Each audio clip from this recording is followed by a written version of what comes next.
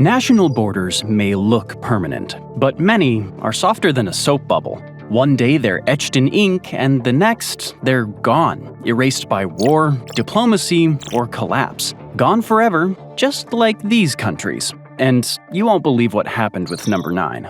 Number 16. Sundaland. Take this country that never existed, but it easily could have, if its timing hadn't been off by about 20,000 years. This is the 695,000 square mile, 1.8 million square kilometer place known as Sundaland. It was a vast landmass, stretching from what's now the Gulf of Thailand all the way to the Philippines, containing the countries we know as Malaysia, Indonesia, Singapore, and part of Thailand. Modern humans have been living in the area for at least 50,000 years. Sea levels were lower back then, almost 394 feet, 120 meters lower at the last glacial maximum about 20,000 years ago. Look at a map of the world from then, and Sundaland sticks out. If it were a modern country, it would probably be a powerhouse, but these borders never got to be. The ice melted, the sea levels rose, and any of those ancient hunter-gatherers that were unfortunate enough to be in the low places had to get out or they would be underwater too. The project that could have been the nation of Sundaland was at an end before anyone could realize how great it might have been. But other borders did get to be, for the blink of an eye. Some countries actually did exist for brief periods. Their times might have been short, but a lot still happened in them. Some brilliant, and others downright hilarious. Try the country that came to be because American immigrants were pouring into Mexico. Seriously. Number 15.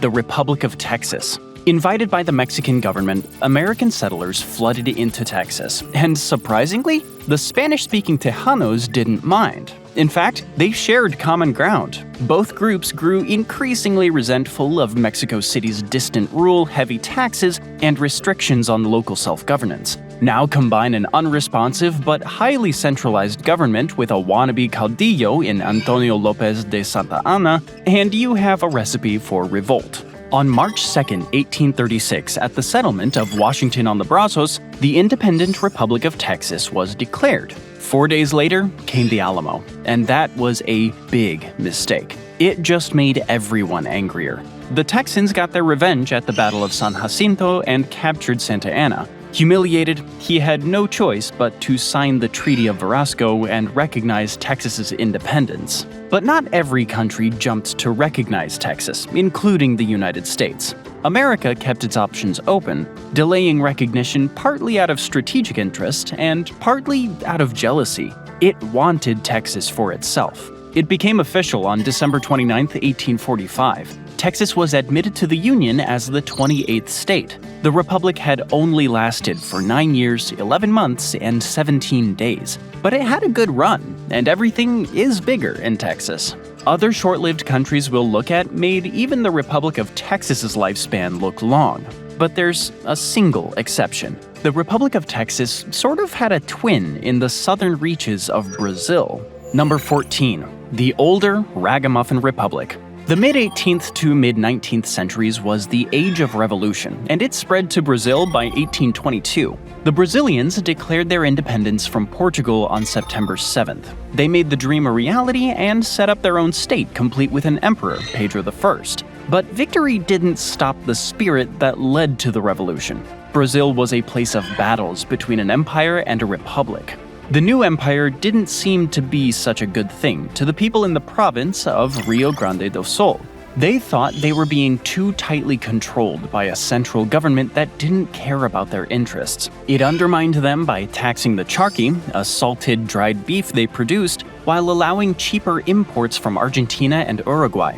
They wanted more of a say in their local affairs and were influenced by the Republican ideals surging throughout the world. So, the Ragamuffin War began on September 20th, 1835. It earned its name from the fringed clothing worn by the rebels, the iconic gauchos, who declared the formation of a new nation, the Rio Grandense Republic, on September 11th, 1836. The new country would soon have an ally in its struggle for independence from the dastardly empire. We'll get to that one in a bit, because their fates were intertwined. For now, all you need to know is that the Rio Grandense Republic lasted for 8 years, 5 months, and 19 days, just a little bit shy of the Republic of Texas. For now, let's turn to another little republic across the Pacific that also tried its hand against the rise of an empire. A republic with a very unique constituency. Number 13, the Republic of Ezo. In 1853, Japan was retro, to say the least, and not in a cool way. It was a land frozen in time, isolated from the world, locked in the 17th century under the rule of its Tokugawa shogunate. You know, the one that inspired that hit show from 2024. Then, the Japanese in Tokyo Bay watched as large, well-armed black ships loomed on the horizon. These visitors from across the Pacific made a simple demand under the leadership of Commodore Matthew C. Perry. Open Japan up to American trade, or else. Naturally, Japan agreed. It's hard to say no when you're staring down a fleet of warships and a wall of cannons. But Perry and his largely forgotten boss, President Millard Fillmore, sparked more than they ever anticipated. Their gunboat diplomacy set off a wave of modernization almost without parallel in the history of the world. Less than 20 years later, Japan was transformed. The Tokugawa shogunate was gone, except in one place, which would soon look like anything but a shogunate. In January of 1869, the shogun's remnant forces fled to Hokkaido, then called Ezo. The fleet's admiral, Enomoto Takayaki, took charge and created the Republic of Ezo, with the help of a couple of French military advisors,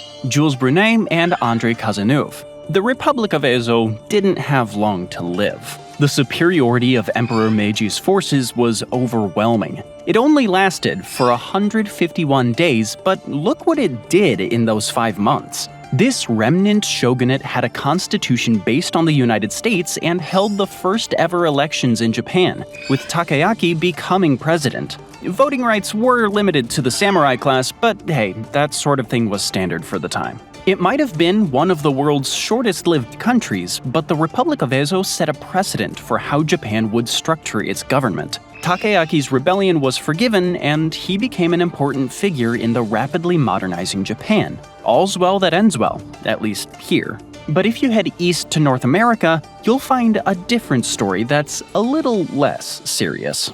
Number 12. The Great Republic of Tax Evasion. Drive 61 miles 98 kilometers northeast of Sacramento and you'll find an unusually named town, Rough and Ready. With a population of 905 in the 2020 census, it was formerly known as the Great Republic of Rough and Ready. A decade before the Civil War, this tiny place decided to set a precedent the self-declared Confederacy would follow. It declared its secession from California and the United States. Fortunately, it wasn't to protect slavery. The people here just wanted to shelter their gold from the taxman. A plaque in the town's center records the details.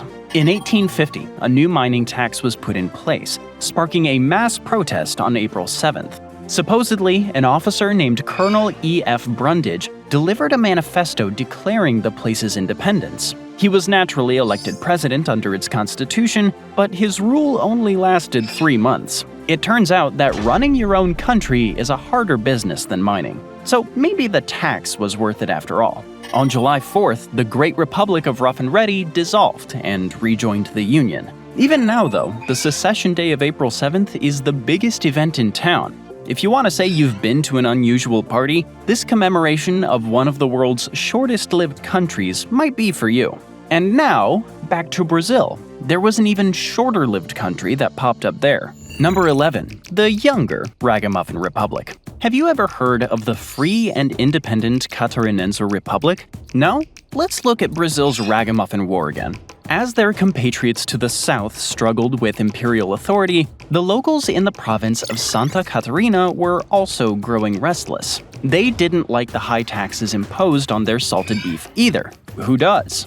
They also disliked Brazil's centralized form of government. So they declared themselves a free and independent republic and joined the cause of their comrades in Rio Grande do Sul. They were less successful, and their republic was overrun and dissolved in less than 3 months. It only lasted from July 29th to November 15th, 1839, but there's an important wrinkle in this story. The Catarinense Republic wound up leaving an important legacy for the world, but not so much in a what, like the last of the samurai did in Ezo. This legacy was more like a who.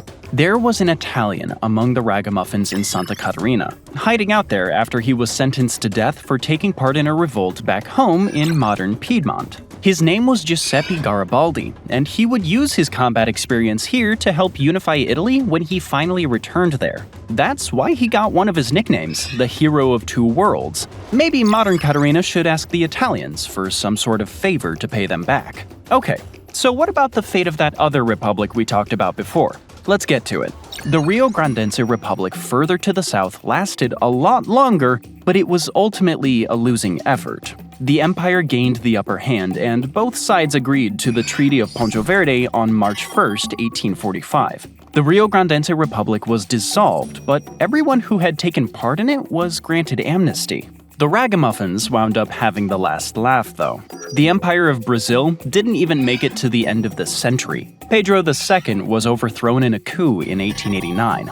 The empire they hated is now as much of a historical curiosity as their fledgling republics. The end of the Empire of Brazil was an early harbinger of things to come. The 20th century saw the end of empires all over the world, but like in South America, the results weren't always smooth.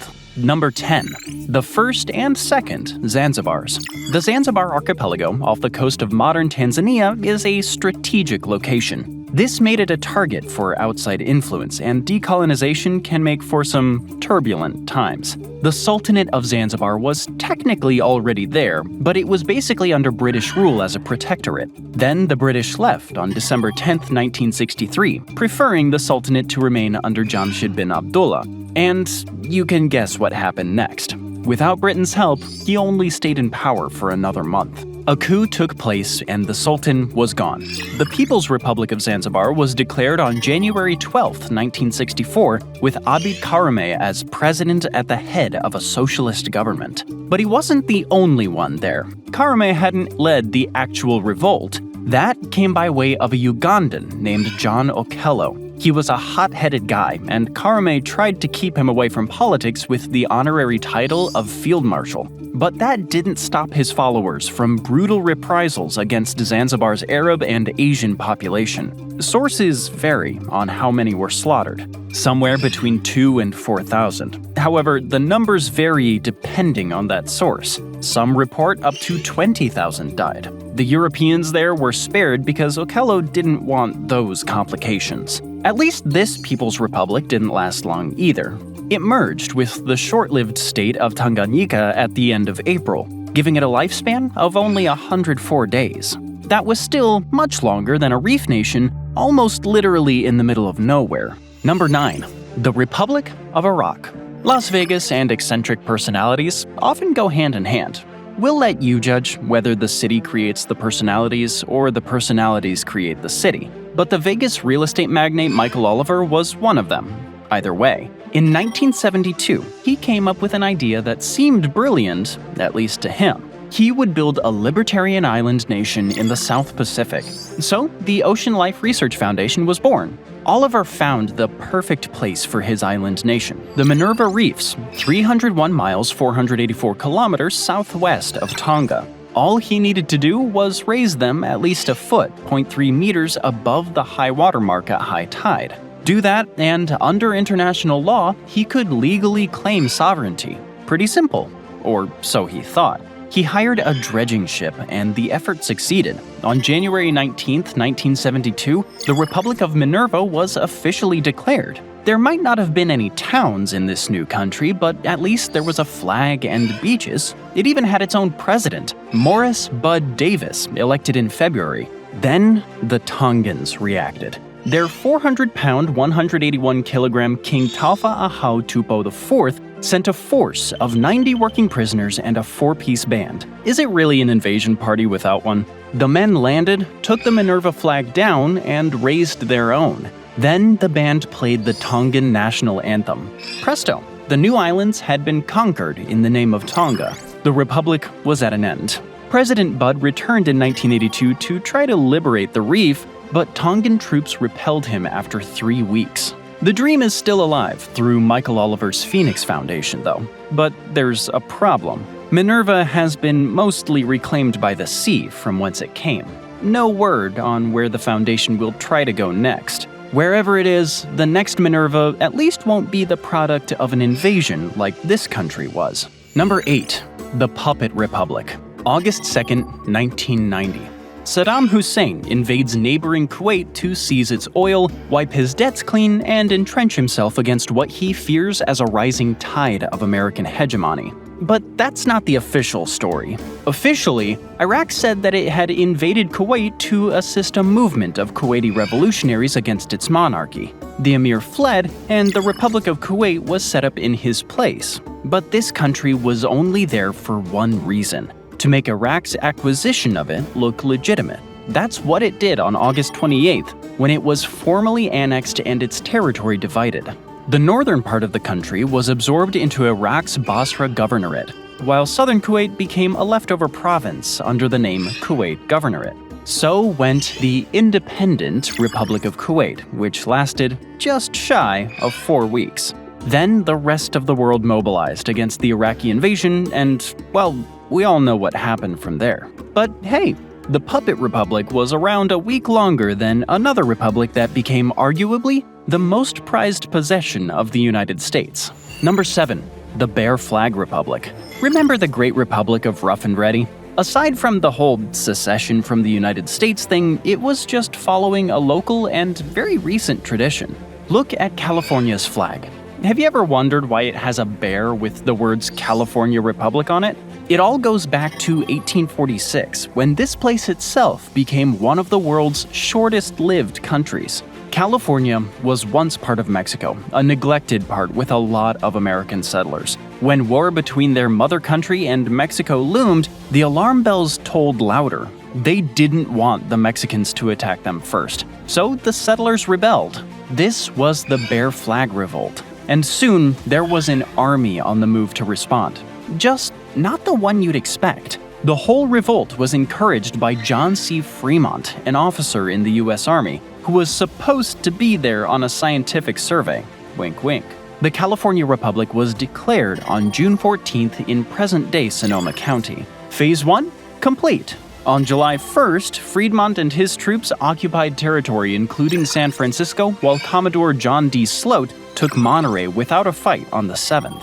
2 days later, it was clear that there was no need for a California Republic. The Bear Flaggers had performed their jobs as proxies perfectly. The independent country of California was dissolved after a lifespan of just 3 weeks. But even 3 weeks was a long time compared to what some rebels had in mind across the pond a few decades earlier. Number 6. The Republic of Connaught. The relationship between Britain and Ireland has always been a tense one, and it certainly wasn't going to escape the mania of the Age of Revolutions. The French Revolution supercharged things in the Old World, and the relationship between the French and the Irish was always a source of anxiety for London, especially now that revolutionary France was trying to spread its project further afield. A group called the United Irishmen jumped at the chance. They and their French allies actually won against a British force at the Battle of Castlebar on August 27, 1798. Riding that wave, the French general John Joseph Humbert declared an Irish republic and became its commander-in-chief. The first step toward that ultimate goal? Establishing the Republic of Connaught in the province. A local man named John Moore was declared as its president. Naturally, London wasn't going to just sit back and take this.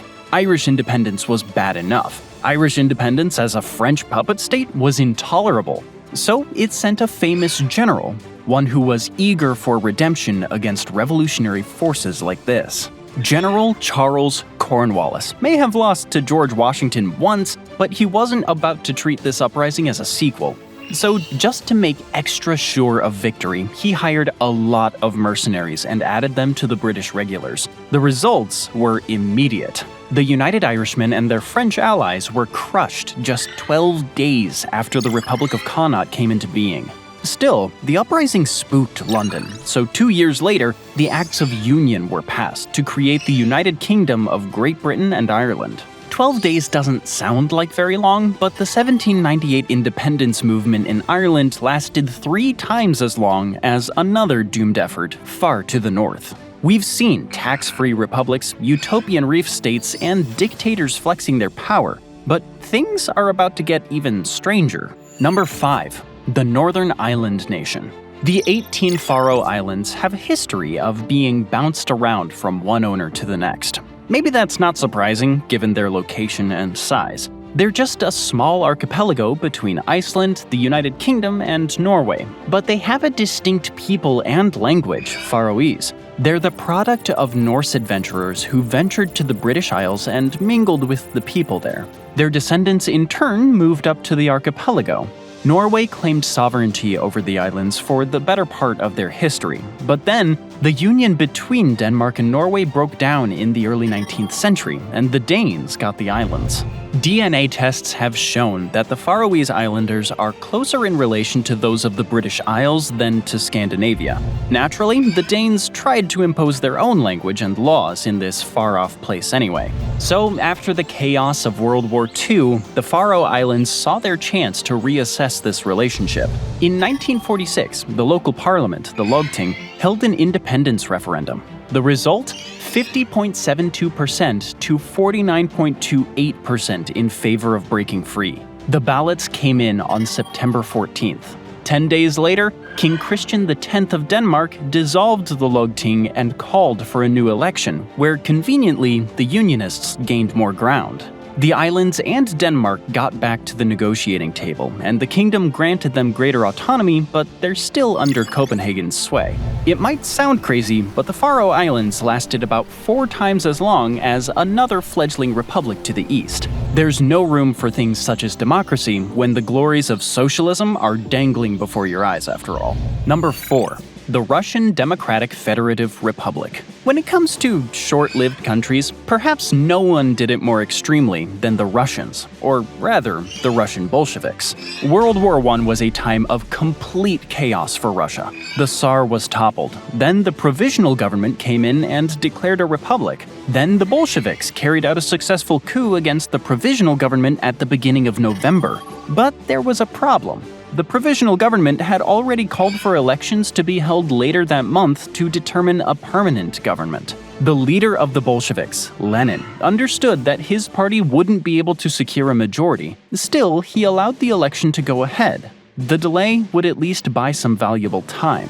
As he expected, the Bolsheviks came in a distant second with 23.3% of the vote compared to the Socialist Revolutionaries' 37.6%. But Lenin had never believed that socialism and democracy were compatible. This result only reinforced his opinion. He launched into a tirade, claiming the election wasn't truly democratic, arguing that the ballot failed to distinguish between socialist revolutionaries who supported the overthrow of the provisional government and those who opposed it. Then he doubled down, insisting that the Soviets he was forming represented a higher form of democracy. Because unlike the Constituent Assembly, they reflected the true will of the workers. He allowed the Constituent Assembly chosen from the election to meet. For a day, January 5th, 1918, it declared the formation of the Russian Democratic Federative Republic and adjourned. The business was far too moderate and bourgeois for Lenin. Only the Bolsheviks could actually enact the necessary reforms, he said. So, the next day, Lenin's troops barred the gates. The Russian Democratic Federative Republic lasted for a total length of less than a day, although the fictitious version of it had a little better luck. It lasted until January 25th, when the Russian Socialist Federative Soviet Republic was declared. Fortunately, neither that nor the Soviet Union made it to the end of the century. The Russian Socialist Federative Soviet Republic sort of still exists, though. Its borders are now the ones recognized as being part of the Russian Federation. No matter how long a country may have lasted, it can still be wiped off the map with astonishing speed. Just look at one of the world's greatest paradises for an example. Number 3. The Kingdom of Hawaii. America's territorial expansion didn't always come as easily as it did in Texas and California.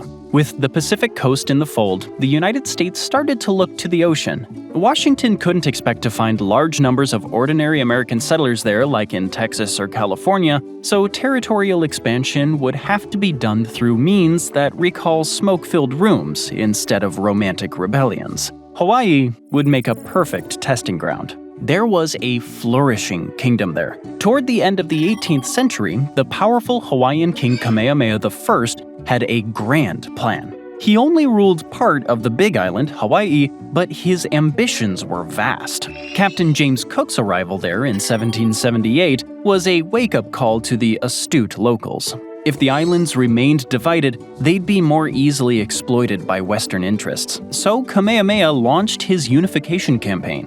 By 1810, all the islands were under his control, but he only succeeded with Western weapons and advisors, and that was a sign of trouble to come. But the threat of foreign encroachment on a country as small but attractive as this was always going to be present. Western interests were present almost as soon as the kingdom was established. Christian missionaries came in the early 19th century, and laws against things they considered vices were enacted, including dancing the hula. Whalers soon followed the missionaries. Hawaii was fantastically good as a base for supplies, including food, fuel, and water. Other business interests came after the whalers because Hawaii was also a great place for sugar plantations. Foreigners got more and more powerful in the kingdom, even rising to offices like prime minister. Naturally, some of these foreigners began to get ideas about taking over, and it seemed the right time. The monarchy was becoming turbulent without naming a successor, ending the line of the kingdom's great unifier. His elected successor, King Lunalilo, died the following year, also without an heir. King David Kalakaua was then elected, but in 1877, his brother and heir apparent, William Pitt Leleohoku II, died as well. So Kalakaua named his sister, Liliuokalani, as his successor. The 1880s brought even more turbulence. Kalakaua angered the United States and Germany when he made a confederation treaty with the Samoan king Malietoa Laupepa, who the Germans were trying to overthrow by backing some local rebels. A German flotilla soon ended Malietoa Laupepa's reign in Samoa, but Berlin didn't forget. The independent Hawaiian monarchy was becoming more troubled than it was worth. Kalakaua adjourned the legislature in 1886, and it wasn't scheduled to meet again until 1888. Despite being constitutionally mandated to meet every April. This was a mistake. The legislature's long absence allowed the foreigners to start making their moves to topple the kingdom. The first smoke-filled meeting came on June 30th, 1887. Soon afterward, the Honolulu Rifles were sent out. This group of soldiers was supposed to serve the king, but they were foreigners. So was the prime minister at the time, Walter M. Gibson. He might have been an American, but he was too loyal to the king, so the Rifles almost hanged him. The Rifles made their way to the king and delivered a simple demand: agree to a new constitution or else. Kalakaua preferred the new constitution to or else, so he put his signature on the document. It later came to be called the Bayonet Constitution. That name sounds bad, but there were also things in it that might sound good by our standards. The monarchy was stripped of its functional political power and turned into something more like the British monarchy. But voting rights were constrained to disproportionately white male property owners. Basically, both of these things were convenient for foreign interests. A few years later, Kalakaua died and his sister, Queen Liliuokalani, took the throne as he wished, but she soon had to deal with the second smoke-filled room. There was an annexation club formed in 1892. This secret society's ultimate goal was always to join the United States, and it was ready to act against the Queen if necessary. When she announced her intention to create a new constitution, the Annexation Club formed a committee of safety and overthrew her on January 17, 1893. It helped that 162 American sailors and Marines had arrived in Hawaii the day before. The new country was in limbo for a few years as then-President Cleveland disapproved of the methods used, but the Republic of Hawaii lasted for a shorter time than the Republic of Texas. A counter-revolution in favor of the Queen failed, and victory in the Spanish-American War put America back into an annexation mood. Hawaii was officially transferred to American control on August 12, 1898. The former kingdom became America's 50th state in 1959. The United States government issued an official apology about these events in 1993, but that didn't mean it was planning on giving it up. Pearl Harbor alone is way too valuable. As far as the fall of nations goes, the Kingdom of Hawaii proceeded relatively smoothly and with minimal bloodshed. Those two things usually don't go together in Europe, even when it's supposed to be in times of peace and prosperity. In this case, things weren't planned. It just sort of happened because it was bound to happen, with disastrous results. Number 2. The project that was always doomed. The US intelligence community issued a dark prediction on October 18, 1990. Yugoslavia will cease to function as a federal state within a year and will probably dissolve within 2. Serious intercommunal conflict will accompany the breakup and will continue afterwards. The violence will be intractable and bitter. That was exactly what came to pass, because Yugoslavia never made much sense as a country to begin with. As the victorious allies in World War I were proclaiming the right of self-determination for large and small nationalities alike, they created a state that looked more like the old Austro-Hungarian Empire they defeated. The old empire's Balkan territories were merged with that of its former enemy, the Kingdom of Serbia. The result was a union of Serbs, Croats, Bosniaks, Slovenians, Albanians, Macedonians, and others. The nation didn't have long to live before the Nazis came in. Common enemies usually help to unify people, especially ones that proclaim their own ethnic superiority at the expense of all others. Nazi occupation ended at the hands of partisans under the victorious Josip Broz Tito, who promptly took over and steered Yugoslavia on a distinct course. He was a communist, but kept Yugoslavia out of the Warsaw Pact. It led to one of the oddest footnotes in the Cold War. The United States tried to do its best to keep this communist country together. But even supposedly benevolent dictators aren't immortal. Tito died in 1980, and without his force of personality to hold the nation up, the forces of political and ethnic gravity were free to act to bring it down.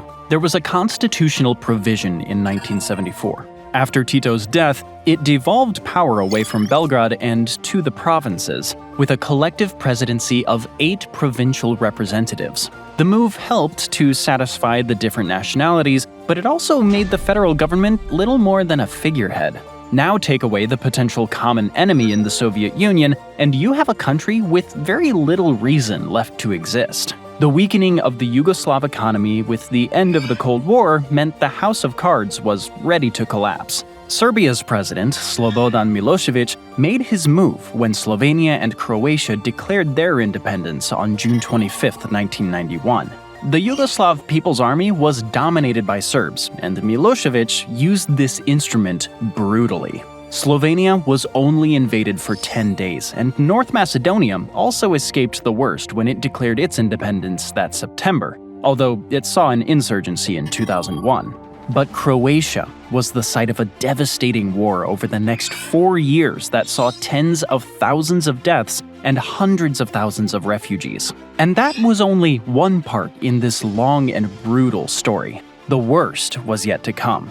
The following May, Bosnia-Herzegovina also declared its independence. Serbian minorities refused to go along and declared their own independence. Their goal was an ethnically Serb republic, and they would resort to any means to get it. In July of 1995, the breakup of Yugoslavia saw its darkest days. Over 8,000 Bosniak men and boys were slaughtered in the Srebrenica massacre, acknowledged by international authorities as Europe's second genocidal act of the 20th century. Then violence erupted again between 1998 and 1999 in the Kosovo province, when the majority Albanian population expressed its desire for independence from Serbia. America participated in NATO airstrikes that finally forced Milosevic to behave. A UN peacekeeping force was put in place, and Milosevic fell from power in 2001 when Serbia's economy started to hit rough waters.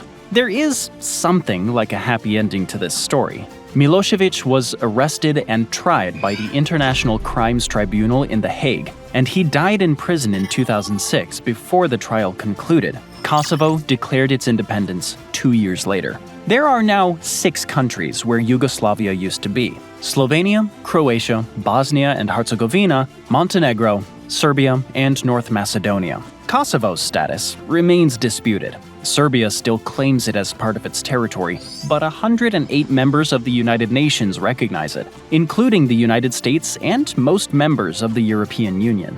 The Yugoslav project always hung on by a thread.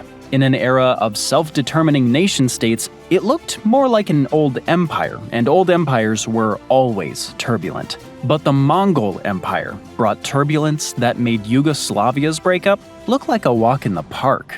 Number 1. The Mongol Empire. Today, Mongolia is subject to particularly harsh geography. It's cold, there's only one major city, the capital of Ulaanbaatar, and it's sandwiched between Russia and China. With neighbors such as these, you have to be on your best behavior. But it wasn't always this way. The Mongols here once ruled them both with an iron fist. At its peak, the Mongol Empire spanned from Korea to Poland, and all in a span of less than a century. The scale and speed of its expansion was unprecedented. Today's Chinese and Russians should probably just be thankful that their civilizations survived. Not everyone was so lucky. It might not seem like it today, but Central Asia was one of the wealthiest regions in the world. It was right in the middle of the Silk Road, and it benefited enormously as the middleman. In the early 13th century, the Khwarezmian Empire was the lucky occupier of this land, until its luck ran out. Actually, that could be giving it too much credit. In diplomacy, especially with the Mongols, there's one thing you never do. Never, ever harm the envoys. In 1218, Genghis Khan sent a caravan of merchants to the city of Otrar, but its governor accused the traders of being spies and executed them. Genghis was outraged, but he was willing to seek a diplomatic solution. He sent an ambassador to Shah Muhammad II, who responded with another execution, this time by beheading. Genghis Khan responded with brutality that would break the Sultan, and also executed a campaign that looked more like a 20th century operation than a medieval one. In a lightning assault, he isolated and annihilated the cities of Otrar, Samarkand, Gurganj, Bukhara, Herat, Nishapur, and Merv, wiping out entire populations. The region never fully recovered, and that was just the beginning. Two of the Mongol generals, Jebe and Subutai, chased the fleeing Sultan west. They didn't catch him, but wound up going around the Caspian Sea, crushing the Armenians, the Georgians, and a Rus army before returning home. The Mongols were still far from finished. Jebe and Subutai's campaign showed them the broader world. They moved into Eastern Europe and routed the kingdoms there, but they would eventually recover. The Middle East got the worst of it.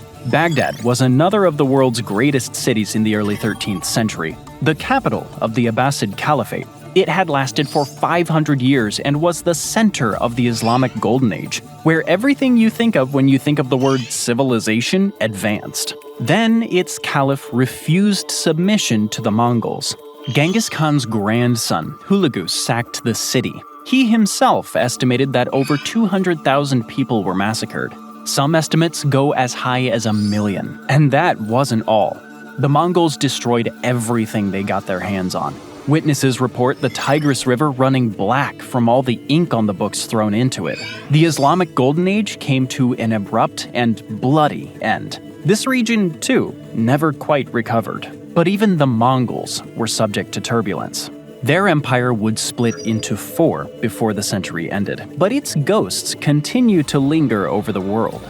The country that became Russia got its itch for territorial expansion to protect themselves from future conquerors like the Mongols. And the United States? It, like all other countries in the New World, exists because Europeans developed an insatiable appetite for the spices on the Silk Road that the Mongols opened up in unprecedented ways. When those routes closed off in the late 15th century, they needed to find another way. And so, the great ships of discovery sailed. Thanks for joining me today. I hope you enjoyed the video, and if you want to see more videos like this, then please consider subscribing and turn on those notifications. Really does make a difference. This script had a lot of foreign terms and places and names, and if you have pronunciation guides for words that I couldn't find, please drop them in the comments below. I'd love to see them and learn more about how to say things correctly. Thanks again, and I'll see you next time on MapPack. Delmarva, Absaroka, Nikijak. These are just a few of the many proposed states in the US that never quite made it to fruition. We'll be counting down 12 of the most unique state proposals ever made while diving into the strange history of each. Number 12. Transylvania, first proposed in 1775.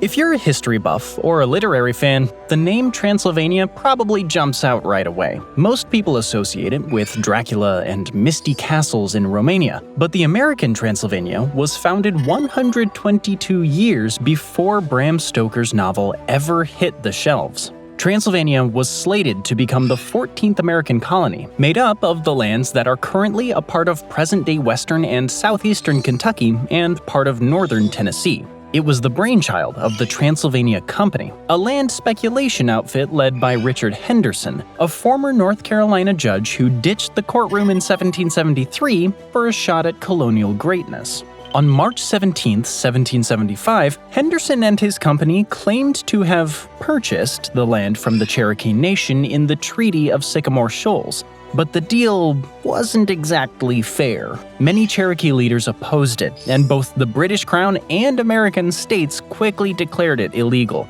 And Virginia and North Carolina weren't having it. They insisted the land already belonged to them under colonial rule.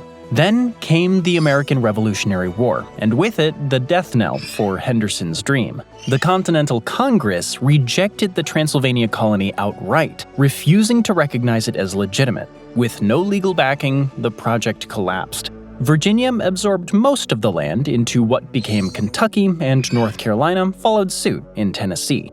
The Transylvania Company's grand plan fell apart, and so did Henderson's fortune. His legacy was a failed colony with a spooky name. The creators of the next state were a little lazy when it came to names. Number 11. Delmarva, first proposed in 1776. It probably comes as no surprise that there were several state proposals made immediately following the American colony's Declaration of Independence on July 4, 1776. Delmarva was one such proposed state. The territory would be made up of the small peninsula off the east coast of Maryland that split between Delaware, Maryland, and Virginia. This is where the name Delmarva originated. Like we said, not very creative. The first formal call for independence from the Delmarva Peninsula came in November of 1776, just months after the colonies declared independence from Britain. During the drafting of Maryland's Declaration of Rights, delegates from the peninsula attempted to quietly insert a clause that would allow regions to secede from the state in the future. Their aim was to lay the groundwork for the peninsula to break away and form a new political entity. However, the proposal was rejected, and the idea of a separate state was put on hold. For the time being. The dream of Delmarva resurfaced decades later in 1833, this time with a different strategy.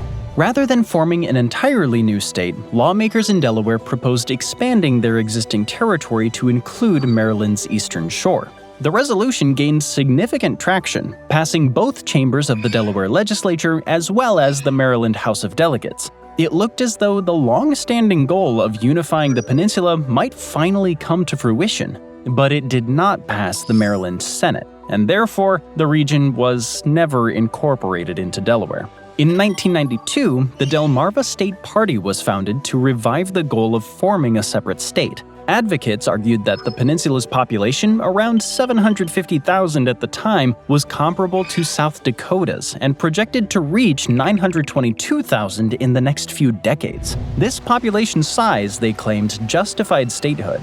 Despite the effort and demographic argument, the movement failed to gain enough political traction. No significant legislative progress was made, and the proposal gradually faded from public attention. The next failed state is a David and Goliath story, except this time, Goliath won and forced its people into submission under the threat of execution. Number 10. Westlvania, proposed in 1776. After 1748, a petition proposed creating a new colony named Vandalia in the region where modern-day West Virginia, western Pennsylvania, and eastern Kentucky are today. The colony never materialized, but its supporters persisted. In 1776, they rebranded the proposed colony as Westlvania and submitted a new petition to the Continental Congress. The petition was ignored, and Congress took no action to recognize the state. Instead, much of the territory intended for Westlvania was incorporated into Pennsylvania. Despite multiple attempts and significant backing, the proposed colony failed to gain legitimacy or approval, and Westlvania remained an unrealized concept. Despite Congress ignoring their petition, Westlvania's supporters remained committed to obtaining statehood. Residents of the region, removed from Pennsylvania's political center, believed they were neglected and misrepresented. Life on the western frontier was vastly different from that in Philadelphia, and the settlers felt their unique challenges and needs were not being addressed. In response, they began threatening to secede from Pennsylvania, hoping this pressure would force the government to acknowledge their demands. At best, they hoped for full independence and the creation of a new state. However, Pennsylvania responded swiftly and decisively. The state passed legislation declaring any promotion of Westlvania or talk of secession would be seen as an act of treason. The punishment was death. This draconian response sent a clear message and effectively crushed the movement. Faced with the threat of execution, most supporters abandoned the cause. The dream of Westlvania, like so many proposed states in early America, faded into history without ever being realized. The next proposed state only narrowly missed becoming the 14th state in the Union by a fraction of a vote. Number 9. Franklin, proposed in 1784. After the Revolutionary War, the United States found itself completely broke. To generate revenue, states began ceding western lands to the federal government, which in turn sold the land to settlers. This approach expanded national territory and funded government operations. North Carolina appeared to follow this practice when it ceded its western lands, present-day Tennessee, in 1784. However, a conspiracy was underway. The land was quickly claimed by local leaders who sought to form a new state, independent of both North Carolina and the federal government. This unauthorized effort led to the creation of the short-lived state of Franklin, revealing that the cession was not simply a patriotic gesture, but part of a plan to seize political control of the region and establish a separate government. North Carolina's leaders didn't simply cede their western lands out of patriotism. Instead, they sold the land at low prices to wealthy political insiders. Then they officially ceded the land to the federal government, but the scheme had a hidden motive. When the federal government eventually sold the land to settlers, these insiders expected a hefty cut of the profits. Their cheap purchases would turn into major gains once resold at market value. This maneuver allowed them to exploit a patriotic act for personal financial benefit, masking corruption as public service while manipulating the federal land sale process. Eventually, the new settlers to the region found out about the shady dealings that the North Carolinian elite were engaging in. They banded together and made a proposition that the territory west of the Appalachian Mountains secede from the North Carolina corruption and become its own state. This new state would be called Franklin.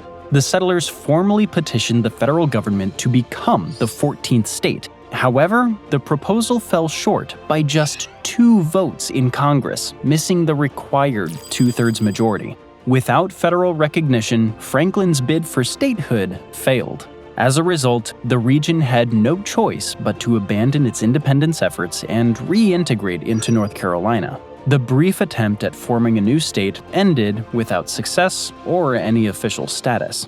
For our next proposed state, we're gonna head west, to the land of cowboys and Mormons. Number 8. Deseret, proposed in 1849. After the Mexican-American War ended with the Treaty of Guadalupe Hidalgo in 1848, vast swaths of land came under U.S. control. These areas were soon organized into federal territories. However, one group, the Mormons, saw an opportunity. Seeking religious freedom and self-governance, they proposed creating their own state in the newly acquired land. In 1849, the Mormon community organized a constitutional convention to draft a constitution for the proposed state of Deseret. a bold move designed to petition Congress for official statehood. Their proposal was ambitious. Deseret would encompass the entire Great Basin, stretching across all of present-day Utah, Nevada, Arizona, Southern California, and parts of Colorado and Oregon. This would be by far the largest state in America at the time. The Mormons presented the proposed state of Deseret as a model of civil order during a time when the newly acquired Western territories had descended into pure chaos. The Constitution of Deseret was very similar to that of Iowa at the time. Mormon leaders ensured the document included a clear separation of powers and civil rights protections for all residents, not just members of their faith. Notably, the Constitution prominently guaranteed freedom of religion, reflecting the Mormons' desire for religious tolerance after facing persecution. This provision highlighted their commitment to building a state where diverse beliefs could coexist. It may be unsurprising to some that what actually ended up happening was that the Mormons used the state of Deseret as a civil branch of their religion. Things moved slowly in the 1800s, and while the federal government deliberated on the acceptance or rejection of the new state proposal, followers of the Mormon religion moved forward with their plans for Deseret. In 1847, Brigham Young led approximately 11,000 Mormons westward to settle the Salt Lake Valley and practice their faith without interference. Over the following decades, an estimated 60,000 additional Mormon settlers migrated to the area, building communities based on their religious principles. The Mormon Church maintained complete control over the politics and community of the region they designated Deseret. This did not sit well with many in Congress who had strong prejudices against the religion. There was also fierce opposition from the southern states. Deseret would have been an enormous free state in the West, and with the issue of slavery still tearing the country apart, Southern leaders saw it as a direct threat to their political power. With the Civil War still a decade away, the balance between free and slave states was a fragile, fiercely protected line. Fearing a shift in that balance, all of the southern states voted against granting Deseret statehood. In 1851, the federal government crushed the future of Deseret once and for all. Instead of adopting the Mormon proposal, the government created the Utah Territory, later becoming the state of Utah. The Mormons did not give up. They petitioned for Deseret statehood again in 1856, 1862, and 1872. However, as history has shown, these petitions were unsuccessful, and the Mormon state of Deseret never became one of the stars on the American flag. The next state name was proposed for 4 different regions of the United States, making it the most popular failed state name in American history. Number 7. Jefferson, proposed in 1859, 1870, 1915, and 1941. The first state proposal under the name Jefferson occurred in 1859 and was located west of the Kansas Territory at the time. This state was petitioned for by miners in the Rocky Mountains, and they actually got approval by the Kansas government to draw up borders. Unfortunately, the citizens of Jefferson could not come to an agreement over what should be included in the Constitution for the new state, and eventually, Jefferson became the Colorado Territory instead. The second Jefferson was located in Texas when the territory was incorporated into the United States. Texas was so large that as part of its admittance into the Union, it was agreed that the territory would need to be split up. This iteration of Jefferson was proposed in 1870 and would constitute all of southeastern Texas from the San Antonio River and the region around it. However, the proposal was shot down. Then, in 1915, a new Jefferson state proposal made its way to Congress and would once again carve territory out of Texas, this time in the West. However, there was almost no support for the new state, as only 6 state senators voted for approval. The third Jefferson proposal was in an entirely different part of the country. In 1941, a large number of people in the Pacific Northwest voiced their support for a new state of Jefferson that would be made up of Northern California and Southern Oregon. The supporters of this proposal were so serious that they even gathered up arms and marched through the area, passing out flyers that proclaimed they would secede from their current states. Soon after the new Jeffersonians gained momentum, Pearl Harbor was attacked, and the United States was catapulted into World War II. The government and American people had much more pressing matters to attend to, and the Pacific state of Jefferson was lost to history. The next couple of regions also seceded at another time of great turmoil in the United States. Number 6. Nickajack, proposed in 1861. As tensions over slavery escalated in the mid-19th century, not all Southern communities aligned with the Confederate cause. In the mountainous regions of North Alabama and East Tennessee, slavery was far less common. The terrain in these areas made large plantations impractical, resulting in fewer enslaved people and a more modest, rural economy. Many residents viewed the growing national divide not only as a conflict over slavery, but also as a deeper rift between wealthy elites and the working poor. These communities had little in common with the plantation aristocracy that dominated Southern politics and began to sympathize more with the Union than the Confederacy. It became clear that the Southern states intended to secede from the United States, so some communities in North Alabama and East Tennessee proposed a secession of their own and formed the state of Nickajack. However, the political structure of the time worked against them. Because enslaved individuals were counted towards representation, even though they had no voting rights, slaveholding regions gained disproportionate influence in state legislatures. This imbalance in political power doomed the Nickajack proposal to failure. The idea was ultimately rejected in the state Senate, and the region was forced to remain within Confederate-aligned states. Despite the legislative defeat, the anti-Confederate sentiment in the area persisted. Many residents resisted conscription into the Confederate Army, and some even joined Union forces, openly fighting against the Confederacy. Nickajack never became an official state, but it stood as a powerful symbol of Southern Unionism and internal opposition to the Confederacy. The failure of Nickajack highlighted the deep divisions within the South itself, divisions that went beyond the slavery debate and reflected broader economic and cultural fractures. While Nickajack's attempt at self-determination was suppressed, it set a precedent for resistance. Unlike Nickajack, the next state would successfully secede from their Confederate government, though not by legal means.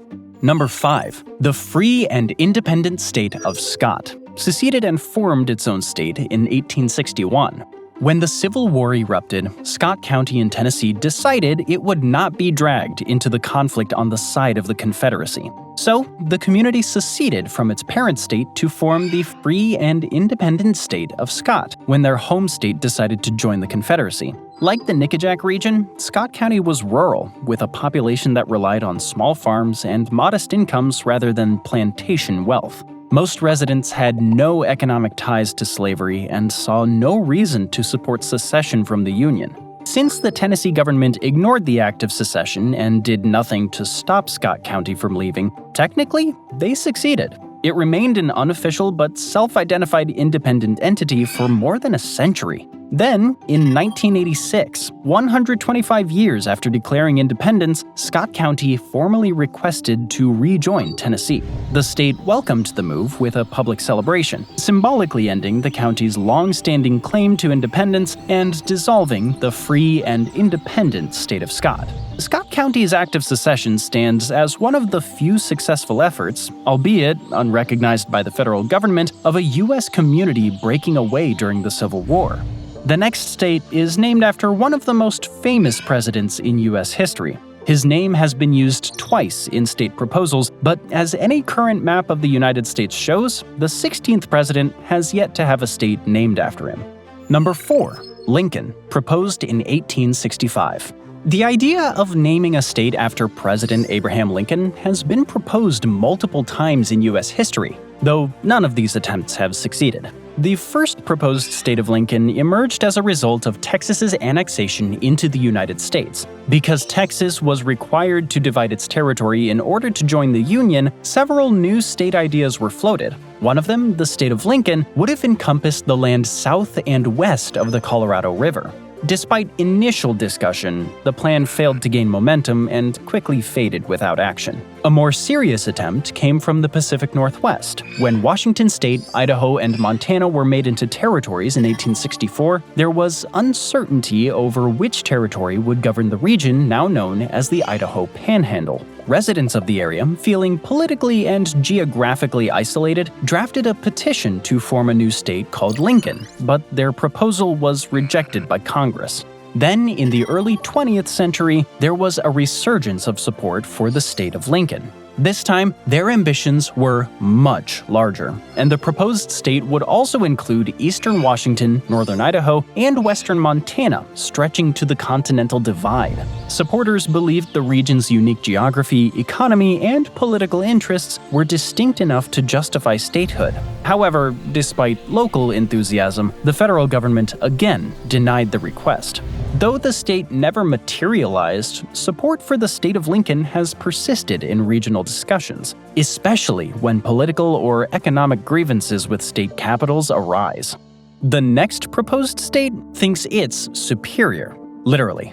Number 3. Superior. First proposed in 1897. Michigan is unique in that it's divided into two landmasses, by Lake Michigan and Lake Huron. This physical split has fueled repeated suggestions that Michigan should be split into two separate states. The northern section would take on the name Superior, which, depending on how you say it, sounds a little, well, pretentious. The Superior State. The state of Superior. Just Superior. The name actually comes from Lake Superior, which borders the region, but you can't help but wonder if the folks pushing for statehood were being a little condescending by picking Superior over other options, like Ontonagon, which had also been proposed. There have been several iterations of the state of Superior, but they all contain a somewhat similar border. In 1897, a proposal for the new state included the northern half of Michigan along with part of Wisconsin. And although nothing ever came of this petition, it didn't stop Yoopers, people from Upper Michigan, from coming up with creative ways to get their own state. In 1959, a Michigander by the name of Ted Albert sued for divorce between the two peninsulas in hope that Superior would become its own state. Obviously, Albert's divorce argument failed to get really any results. In 1962, the Upper Peninsula Independence Association was founded to argue for the state of Superior. The association went as far as to submit a secession bill to the Michigan State Legislature with 20,000 signatures attached to the petition. However, in the state of Michigan, 56,000 signatures were needed in order for a ballot referendum to be introduced and voted on. Then, in the 1970s, northern Michigan combined forces with northern Wisconsin to try and make state Superior a reality. The residents of these regions felt that their taxes were too high as a result of the economic demands the southern parts of each state had compared to their own. Their argument was that the needs of the larger cities and areas of higher population densities were given precedence over their own. There was also growing resentment over the fact that both state governments, located in the southern parts of Michigan and Wisconsin, were passing environmental legislation that threatened the livelihoods of many northerners. In response, several legislators from the northern regions of both states proposed creating a brand new state, but nothing ever came of it. Interestingly, the state of Superior has recently been on the minds of northerners once again for the same reasons as it was in the 1970s. When Michigan started revising tax laws, there was discussion of secession in the north. Will there be another attempt at secession? The second-to-last proposed state would have been unique in that it would have created a state by Native Americans for Native Americans. Number 2. The State of Sequoia. Proposed in 1905. Throughout U.S. history, Native American communities have faced repeated injustices, especially regarding land and sovereignty. One of the most significant efforts by Native tribes to establish political autonomy came in 1905 with the proposed State of Sequoia. This proposal aimed to create a Native American-led state in what is now Oklahoma. At the time, this region was not part of any U.S. state. It was composed of federally controlled land and Native American territory at the time. Much of the area had been given to Native American tribes through several treaties following the Indian Removal Act of 1830. Unfortunately, during this time, things were changing, and not for the better. In 1898, the U.S. government passed the Curtis Act, which was used to forcibly assimilate indigenous peoples into the American way of life. The act dismantled tribal governments and legal systems, effectively ending much of the sovereignty Native communities in the territory once held. In response, leaders of the Cherokee, Choctaw, Creek, Chickasaw, and Seminole tribes organized a constitutional convention in Muskogee. Their goal was to preserve their cultural identity and maintain some degree of political autonomy.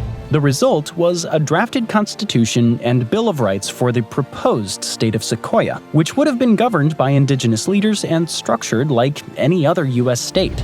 Unsurprisingly, the federal government was hesitant to create a state controlled by people whom they had been oppressing for over 100 years. Congress refused to even consider the 1905 proposal to form the state of Sequoia, and it never even went to a vote. Instead, the federal government voted to create a different state which would encompass the Native American territory along with a significant amount of land to the west. This is how, in 1907, the proposed state of Sequoia was destroyed and the state of Oklahoma was created. Our last state that never came to be may have had the most passive-aggressive secession in all of U.S. history. Number 1. Absaroka, proposed in 1935. The idea for the state of Absaroka may have existed before 1935, but it was during the mid-1930s that the movement gained real momentum. Like many other proposed states in American history, Absaroka was born from political frustration, this time in northern Wyoming, southern Montana, and western South Dakota. Residents in these sparsely populated areas felt ignored by their respective state governments. They watched public funding disproportionately support the more populous southern cities, while their communities remained underdeveloped and politically marginalized. The secessionist movement aimed to form a new state named Absaroka after the Absaroka Range of the Rocky Mountains. In 1939, the areas that would make up Absaroka first tried to secede from their home states. However, unlike more formal statehood efforts, the Absaroka campaign never followed legal channels. There were no constitutional conventions, legislative petitions, or appeals to Congress. Instead, the movement took a more passive-aggressive approach to secession. Supporters began issuing Absaroka license plates and even held a Miss Absaroka beauty pageant in 1939 to promote the state's identity. A man named A.R. Swickard emerged as a prominent leader of the movement. Declaring himself the governor of Absaroka, Swickard attempted to continue the illusion that the state of Absaroka was real. When World War II broke out and the United States entered the conflict, national priorities shifted dramatically. The country's focus turned toward wartime unity and production, and the citizens of the proposed Absaroka region set aside their ambitions for independence. Interest in secession waned, and the state of Absaroka quietly disappeared. Thanks for joining me today. I hope you enjoyed the video, and if you want to see more videos like this, then please consider subscribing and turn on notifications. It really does make a difference. Thanks again, and I'll see you next time on MapPack. 2 islands, lots of sheep, Middle-earth, and occasionally left off the map. But there's way more to this far-flung wonderland, and lucky you, you're about to find out all about them. Starting us off with number 50, Pop Quiz. How many continents are there? 7, right? Wrong. New Zealand is actually part of a 1.9 million square mile landmass that's 95% underwater. And no, it's not Atlantis. Though that would have seriously boosted tourism. Scientists called it Zealandia, and it broke off from Antarctica between 100 and 60 million years ago thanks to a lot of volcanoes. New Zealand is basically the mountaintops of a submerged continent. Your move, Australia. And that wasn't the only thing New Zealand decided to delete entirely. Number 49. New Zealand is one of the only places in the world that doesn't have a native snake population. It plans to keep it that way. No danger noodles, no nope ropes, absolutely no slithering allowed. Sea snakes occasionally swing by the coast, but they're just passing through like tourists looking for snacks. And fortunately for us, the snacks they want are fish. On the other side, New Zealand collects earthquakes and volcanoes like Pokemon cards. You can't have it all. And while New Zealand dodged snakes and collected volcanoes, it also picked up something far more surprising. Number 48, the Wizard of New Zealand. Christchurch is home to 419,200 people, but in 1974, there was only one wizard. Ian Brackenbury Channel went full Gandalf and started to speak on a ladder in Cathedral Square. The city council tried to haul him off to jail,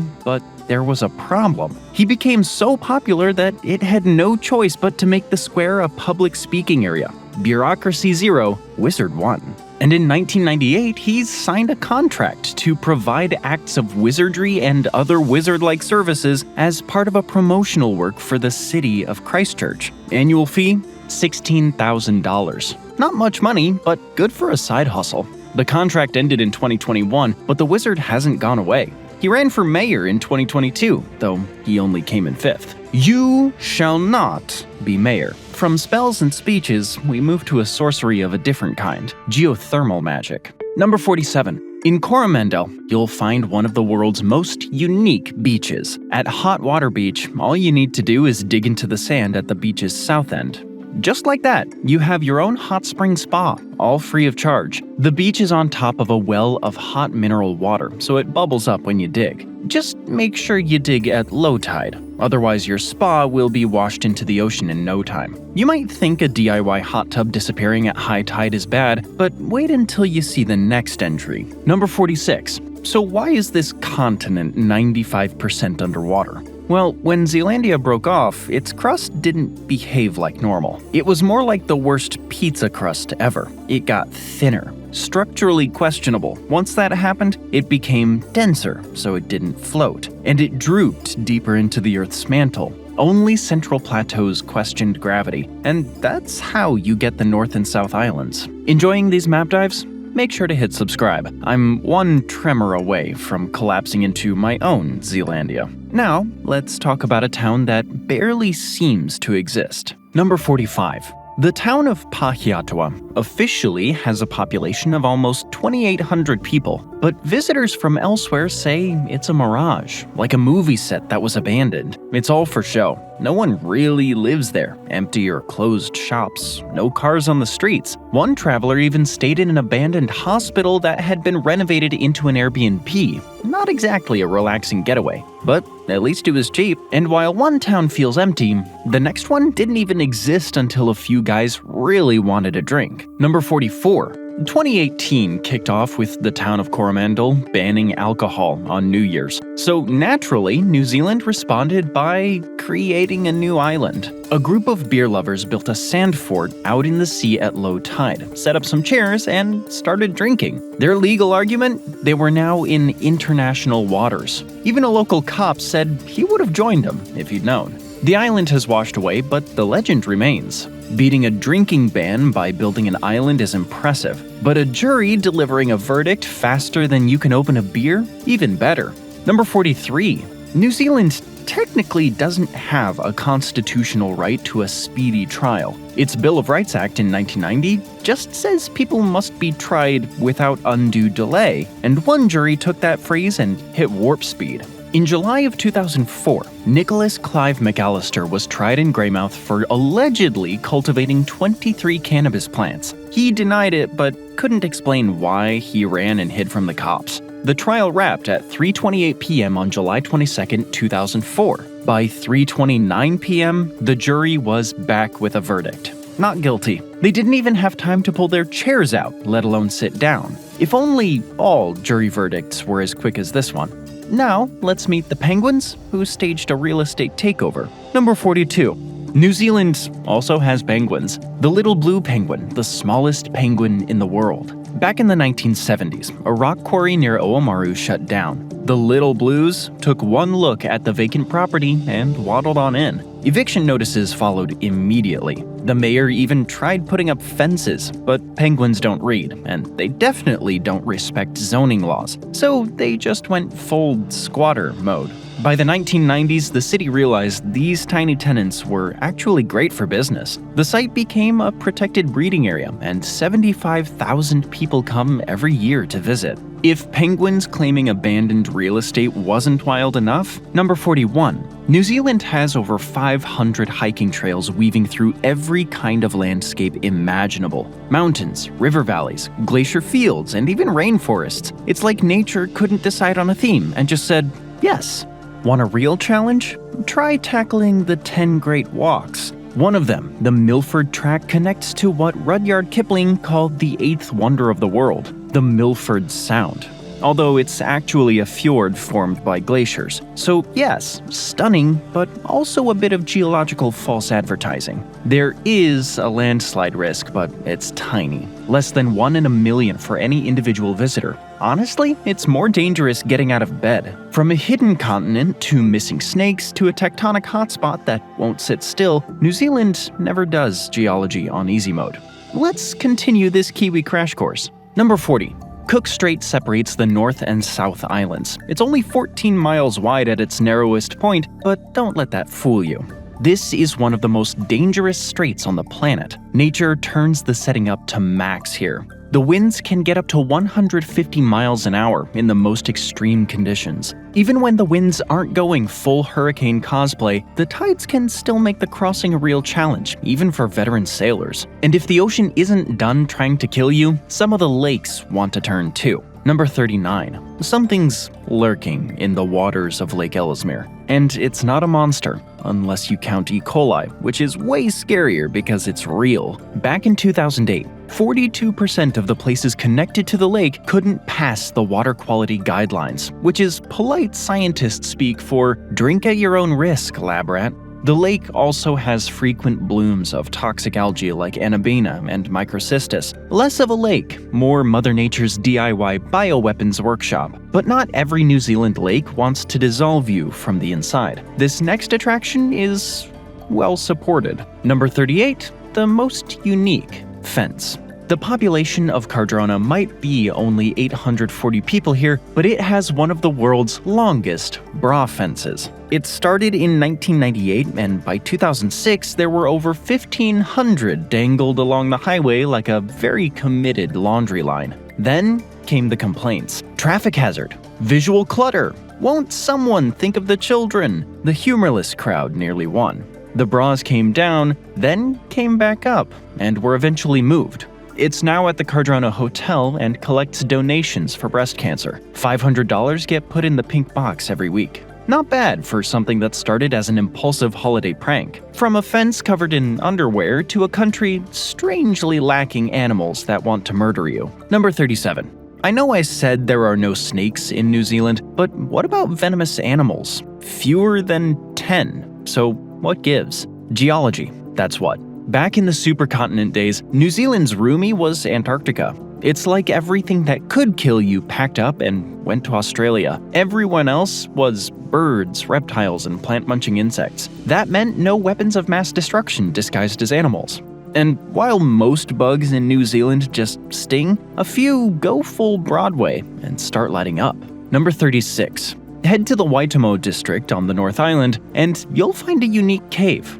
One where you're surrounded by a blue-green glow. It's like nature called in an interior designer, and it's all because of a bug, the New Zealand glowworm. Those gnats aren't so bad in their larval stage. That's when they give off the light, before growing up and returning to their true calling, annoying people. And if glowing insects weren't unique enough, New Zealand doubles down with a bird that breaks all the aviation laws. Number 35. New Zealand's kakapo is the only parrot that can't fly, but their legs are strong and they can walk several miles every day, which is honestly more cardio than I manage in a week. The kakapo is critically endangered, almost hunted to extinction. That was enough for the bird to pack up and say, I'm out of here. It's mainly on offshore predator-free islands, and who can blame it? It's just out there, living its solo life. But the numbers are creeping back up. Conservationists hand-rear chicks, swapping out real eggs for high-tech fakes, a bird version of witness protection. When the chick hatches, it's back home to mom to deal with the difficult teenage years. And speaking of animals ignoring their job description, another critter has taken things in a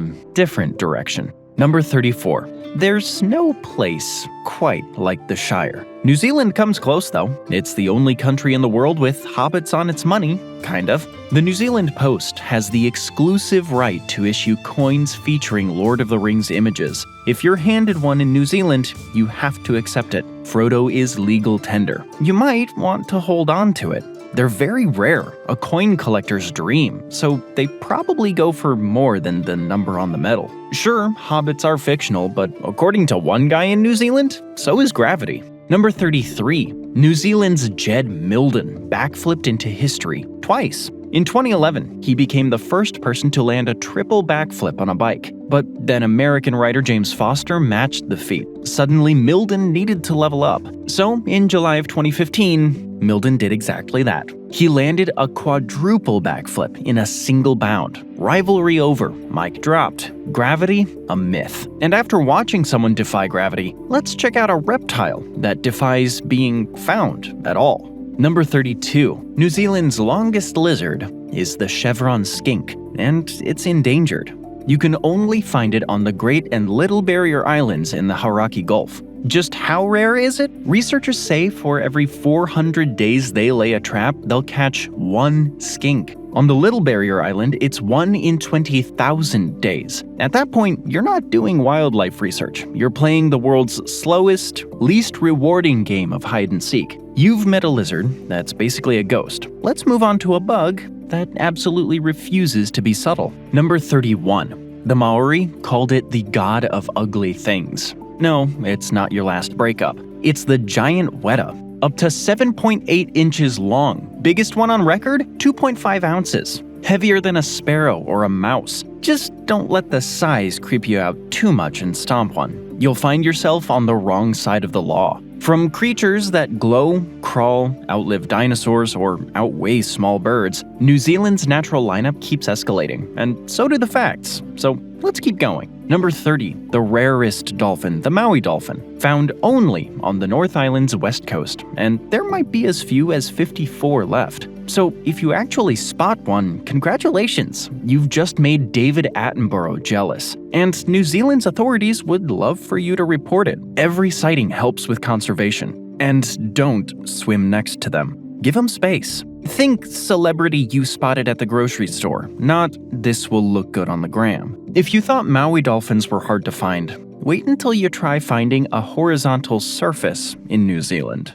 Number 29. New Zealand is essentially a vertical country. 60% mountains in the South Island and 20% in the North Island. The highest is Aoraki, or Mount Cook. It's 2.3 miles. But this is not a casual Sunday stroll. It's more like the mountain equivalent of got your life insurance in order. 78 people have died trying to conquer it. So unless you're extremely experienced, maybe stick to admiring it from a safe, non-gravity challenging distance. After staring down a mountain that wants to yeet you off its side, let's visit a spot where the only thing climbing anything is a lizard. Number 28. Zealandia, not the continent, this is the other one, is the most unique wildlife sanctuary. Completely urban, a neighborhood just for critters. The Square Mile Sanctuary used to be part of Wellington's water catchment, the spot where everything trickled down into one place. Now it's surrounded by a pest exclusion fence, a kind of mesh Berlin Wall, complete with a specially designed top that keeps out cats, rats, goats, and even invasive stoats.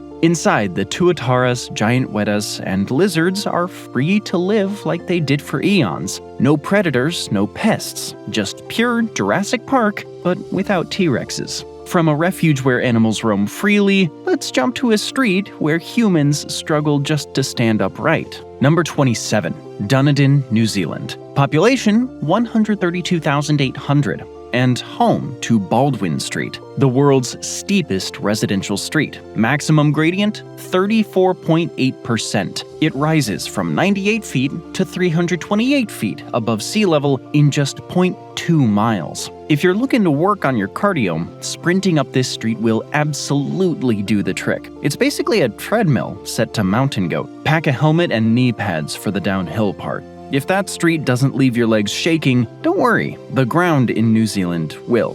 Number 26. The Pacific's Ring of Fire runs right through both of New Zealand's islands, the world's spiciest tectonic plate. 90% of the world's earthquakes happen here, and 75% of the volcanoes hang out here too. So just how many volcanoes are we talking about? Try 60 fields of them. There are 50 dormant volcanoes near Auckland alone.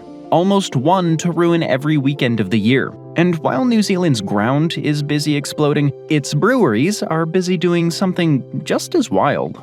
Number 25. When you think about beer, you're probably thinking of Germany or Ireland, but New Zealand's beer has a secret talent. It can make fuel, and it's called brutrolium. It's made from the leftover yeast slurry, the gooey stuff breweries normally toss out. Instead, Kiwi brewers turn it into biofuel and use it to power petrol stations around the country. It even got them a sustainability award. And while New Zealand is turning beer waste into fuel, the ground is busy shaking like it drank the whole keg. Number 24, New Zealand gets around 20,000 earthquakes a year, according to the US Geological Survey. But only 150 to 250 are strong enough for people to actually feel. The rest are tiny tremors, minding their own business and trying not to ruin your day. By the middle of November 2025, New Zealand had 148 of those, topping out with a magnitude 6.7 quake. Still shaky, still dramatic, but not auditioning for supporting actor in a disaster movie. Just more of a memorable cameo. Geology in New Zealand is like a white-knuckle ride, even below the waves. Number 23. New Zealand's volcanoes aren't only on land. They've taken their act underwater too. Hydrothermal vents bubble away beneath the waves, and the ones at Te Pupu blast out water at a toasty 45 degrees Celsius. Nature's own hot tub, but the kind you should absolutely not sit in. But thanks to all that geothermal drama, New Zealand is home to some of the world's most unique scuba dives. And once you're done dodging underwater hot tubs of doom, New Zealand surprises you with them on land, too. Number 22. Volcanic activity doesn't just mean hot magma. It also means hot springs. A lot of hot springs, especially on the North Island. That includes the awesomely named Frying Pan Lake. It's the largest natural hot spring in the world, and you'd literally be going from the frying pan into the fire. This lake is too hot to take a dip in. And once you've soaked in New Zealand's giant spa tubs, let's check out a town that offers slightly less relaxation. Number 21. No doctor, no hospital, one cemetery. That's the cheery sign you'll see on State Highway 1 as you roll into Waihola. Nothing like a roadside reminder of your own mortality to set the mood. Visitors have compared the town to something straight out of Resident Evil. One even described it as a creepy, shallow lake surrounded by creepy pine plantations. Not one of the best reviews on TripAdvisor. But the road does have a reputation for accidents, and that part is no punchline, especially when the nearest real hospital is 30 minutes away in Dunedin. So the sign isn't a joke.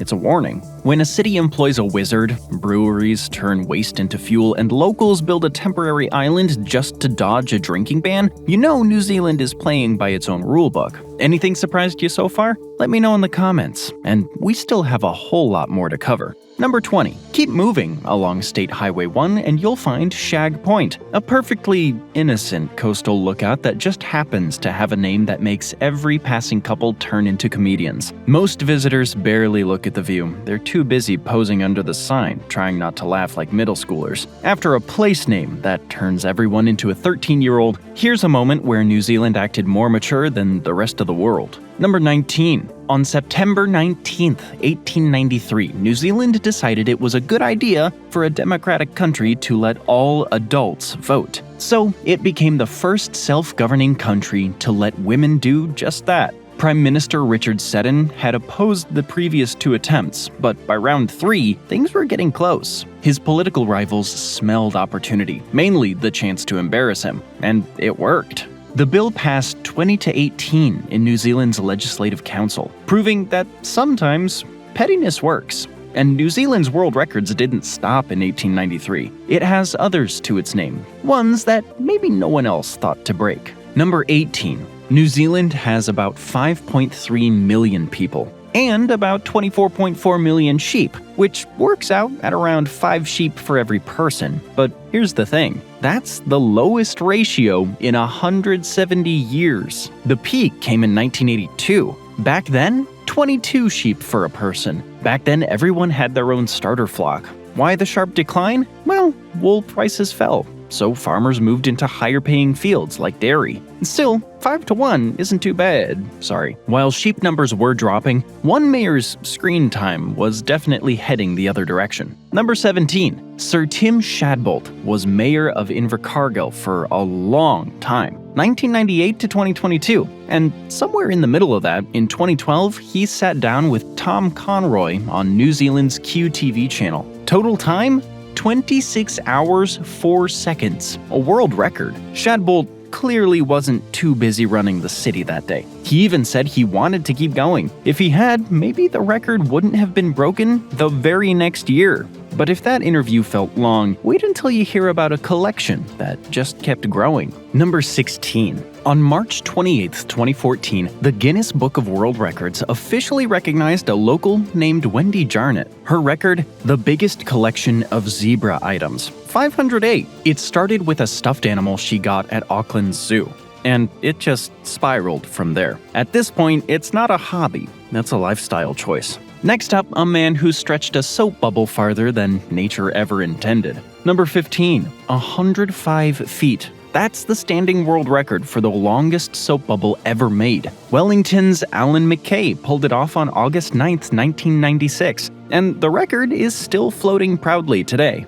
He used nothing more than a bubble wand, washing up liquid, glycerin, and water. Proof that sometimes world records aren't about high-tech gear, just really, really committed bubble enthusiasm. And while New Zealand can make record-breaking bubbles, it can also make buildings that refuse to wobble during an earthquake. Number 14. In the 1970s, scientist William Robinson pioneered a technique that separated a building's superstructure from its foundation. Combine that with tougher building codes introduced after the 2011 and 2016 quakes, and modern buildings basically say, meh, whenever the ground starts moving. And the results back it up. Only 501 earthquake deaths in New Zealand since 1840. Japan had 60 in 2023 alone. With the cities steady on their feet, it's time to head somewhere a little more dramatic. But this next record definitely hits the sweet spot. Number 13.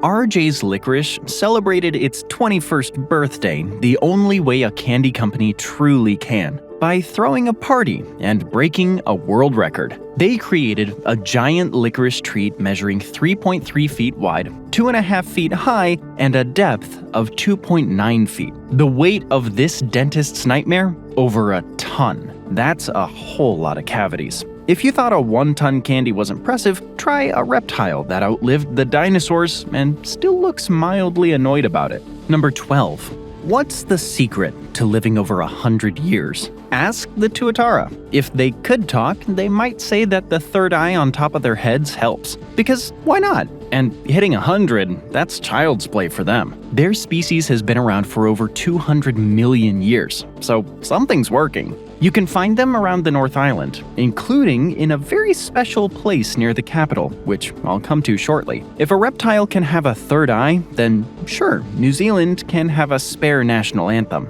Number 11. New Zealand belongs to a very exclusive club. It's one of only 3 countries in the world with 2 national anthems. One is God Save the King, of course. The other is God Defend New Zealand. They have equal status. Musically speaking, it's a perfect diplomatic tie. If you're heading to a sporting event, don't worry. They usually just play one, so the game doesn't kick off 3 hours late. So, New Zealand has disappearing sheep, a mayor who couldn't stop talking, and a woman who owns more zebras than most zoos. And now it's time for the top 10 insane facts about New Zealand. Number 10.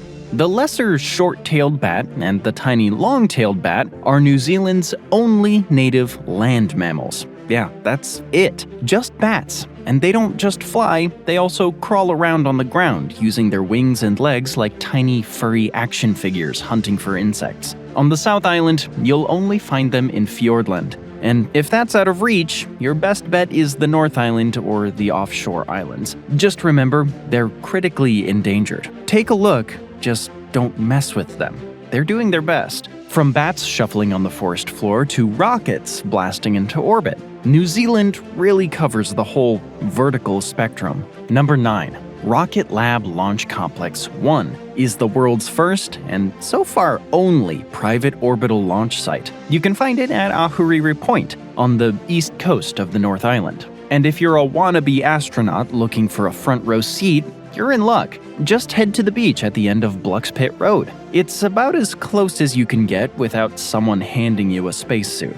Can't hitch a ride on a Rocket Lab launch? A New Zealand passport is the next best way to see the planet. Number 8. New Zealand ranks 6th in the Henley Global Passport Index. Having a New Zealand passport is like holding a VIP Global Backstage Pass. You get visa-free access to 186 countries. And remember, there are 195 countries in the UN General Assembly. So if you're dreaming of becoming a world traveler, Instagram adventurer, or YouTube globetrotter, a New Zealand passport is pretty much the closest thing to pressing easy mode on international travel. And while New Zealanders can travel almost anywhere, one Kiwi helped to make sure every sport sounds the same. Number 7. William Addock was a rugby player, a cricketer, and a sports reporter. Oh, and at age 27, a referee. With all that experience under his belt, he came to a simple realization. Trying to stop full-speed rugby players using nothing but his voice was optimistic. So, in 1884, he grabbed a dog whistle and gave it a try. And it worked. Suddenly, referees had actual control over the chaos. It went so well, the idea crossed the ocean and became standard in all major sports. No word on whether New Zealand gets any royalties, but it probably should. So that guy made sports pause, but this next one, he made the whole world start running. Number 6. Saying New Zealand invented jogging would go too far, but one Kiwi made it popular. Arthur Lydiard won 2 national marathons in 1953 and 1955. His secret? His daily running routine. He always moved along at a steady pace to build up his endurance. No sprinting, no collapsing dramatically at the finish line, just good old-fashioned plodding with purpose. When he became a coach, 3 of his students won medals at the 1960 Rome Olympics. 2 gold, 1 bronze, proving his slow and steady method worked a lot better than it sounded. From there, his techniques went global. These days, he's widely considered the most influential running coach of the 20th century. Your favorite athletes? They're probably using Lydiard's methods somewhere. Lydiard got the world running, but this next Kiwi decided that wasn't nearly exciting enough. Number 5. In the 1980s, a Kiwi named A.J. Hackett saw a problem. New Zealand had jaw-dropping landscapes, but no dramatic way to fling yourself into them safely. Then he saw a video from a show called Dangerous Sports Clubs that inspired him, and he thought, yes, that, but with fewer funerals. After some tinkering, he invented the world's first commercial bungee jump gear. He proved its safety by jumping off the Eiffel Tower with it in 1987, illegally. Nothing like testing your gear by launching yourself off a landmark while the French police sprint toward you. Now let's visit the farmer who made touching things less fun. Number 4. A farmer. Bill Gallagher had a problem. His horse kept scratching himself on the family car. Great for the horse's itches, terrible for 1930s transportation. So Gallagher came up with a solution. He would shock it. He built the world's first electric fence and wrapped it around the car. The horse got a tiny zap, thought about its life choices, and eventually took the hint. Gallagher then started a company, Gallagher Engineering. The fences sold like hotcakes. Farmers from New Zealand and around the world loved them. The company is still going and branched out into the security business. Its fences keep prisoners in and threats to VIPs out. When a place invents the referee whistle, revolutionizes running, and then turns jumping off cliffs into a sport, you start to understand New Zealand's whole personality arc. And it's time for the top 3 insane facts about the country. Number 3. In 1890, David Strang of Invercargill had an idea.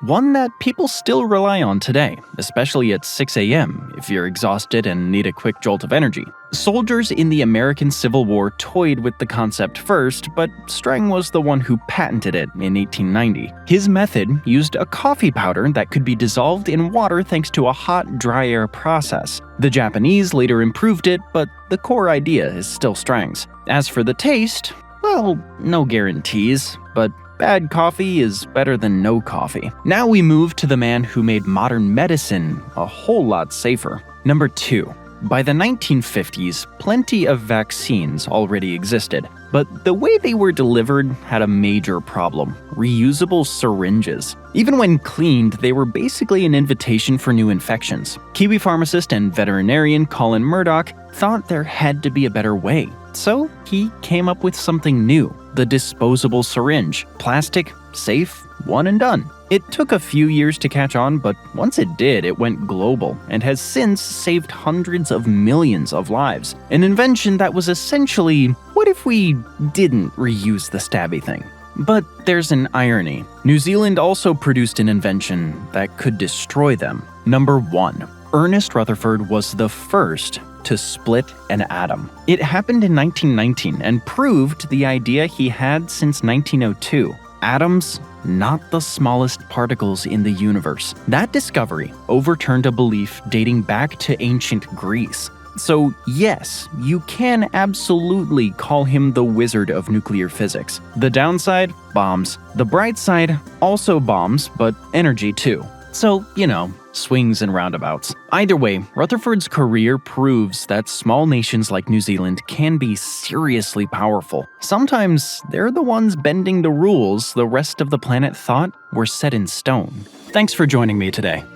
I hope you enjoyed the video, and if you want to see more videos like this, then please consider subscribing and turn on notifications. Really does make a difference.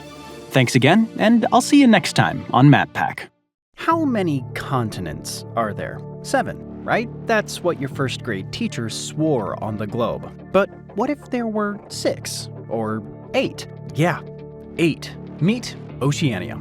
You've heard the name, but is it just a region on your VPN list or a real continent hiding in plain sight? Let's find out. Okay, so let's start first with what is Oceania. The straightforward answer is a massive sprawl of islands scattered across the Pacific. It's nearly a third of the planet, from Asia to the Americas. If Earth had a middle of nowhere, this would be it. However, Oceania covers Australia, New Zealand, Papua New Guinea, and more than 10,000 islands. You almost never see it in textbooks. When people say Oceania, they usually mean the islands, not Australia. And honestly, it's easy to see why. First, Oceania's land area is only 3.5 million square miles, and 85% of it is in one place. Second, it has around 45 million people, 62% of them all in the same place. That's right, I'm talking about Australia. The continent, the one we've known about since kindergarten. 7 continents, end of story.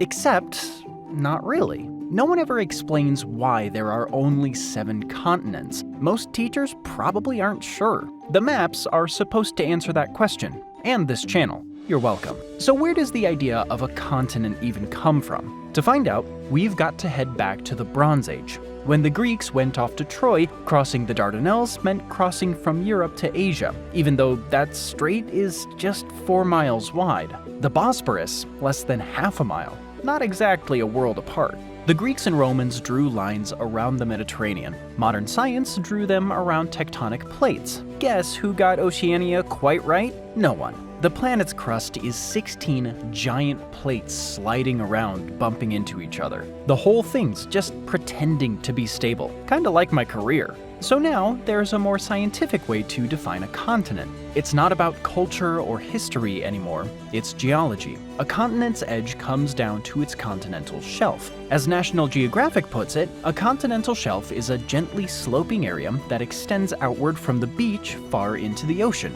It's part of the ocean, but also part of the continent. Earth does not care about our maps. It just builds shelves and lets us argue over them. The geological version of a couple after an IKEA trip. Take a look at a tectonic map. The big plates mostly line up with the continents, the same ones we learned in first grade.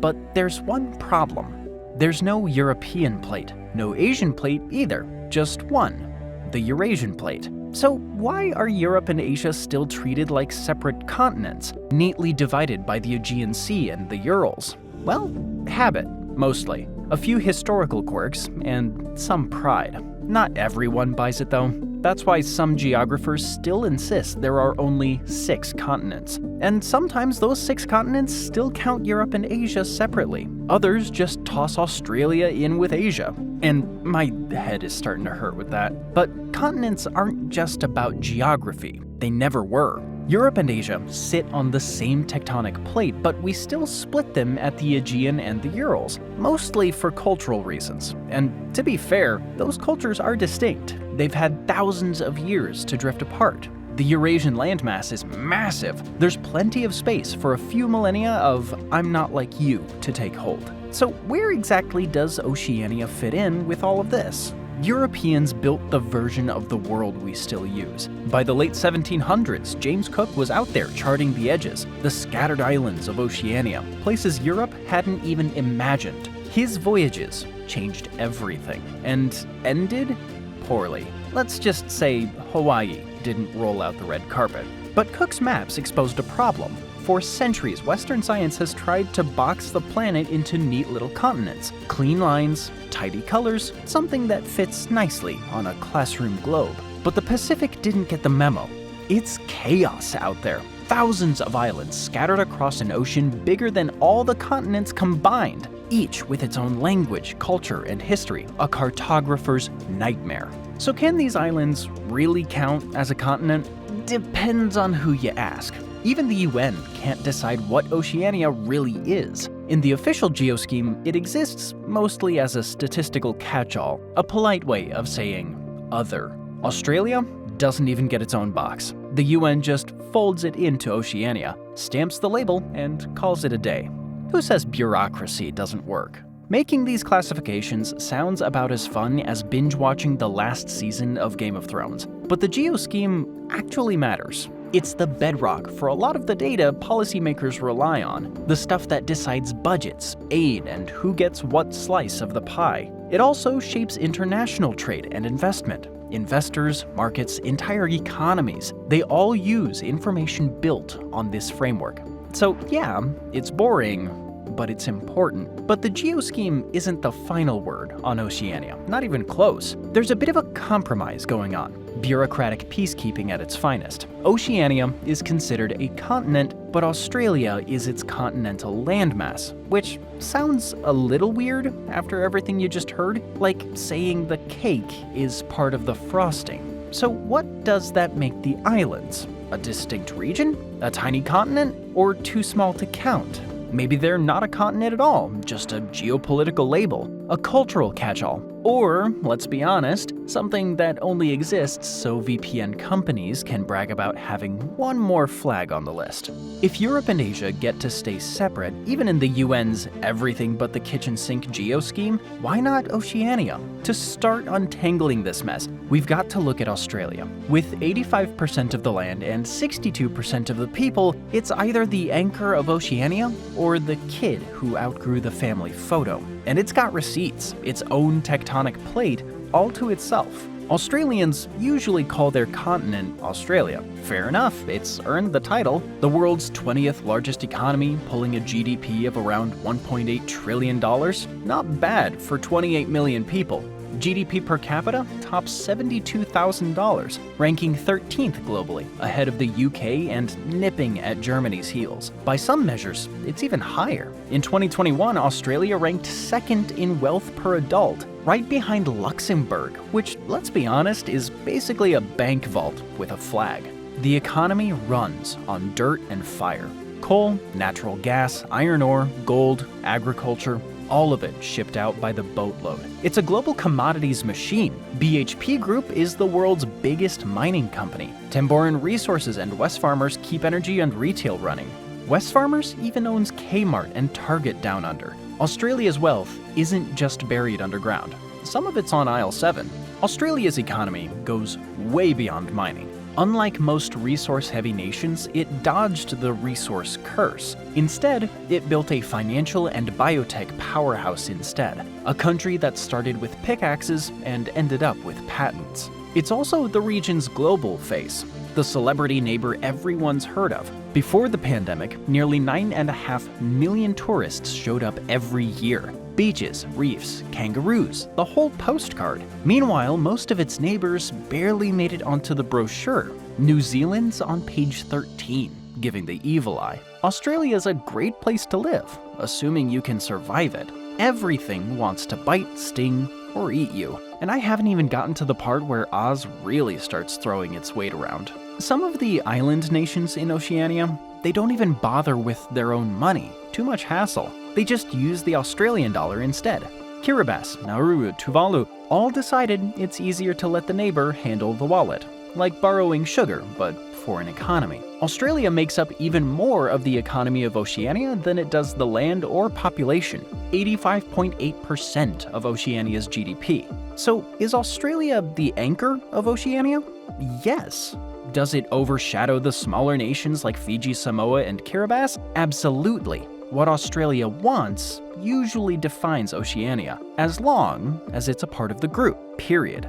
But the equation tilts even harder for the smaller islands. I haven't even brought in the other big boys yet. New Zealand is about 1,000 miles perched a little awkwardly between the Australian and Pacific plates. Not the most relaxing spot. Continental Drift has plans. Just very long-term ones. For now, though, it's another nice corner of Oceania. About 5.3 million people call it home. That's only 121st in the world, but by Oceania's standards, that's practically a metropolis. New Zealand's economy is smaller than Australia's, but still thriving. It doesn't throw the same global weight, but life there's good.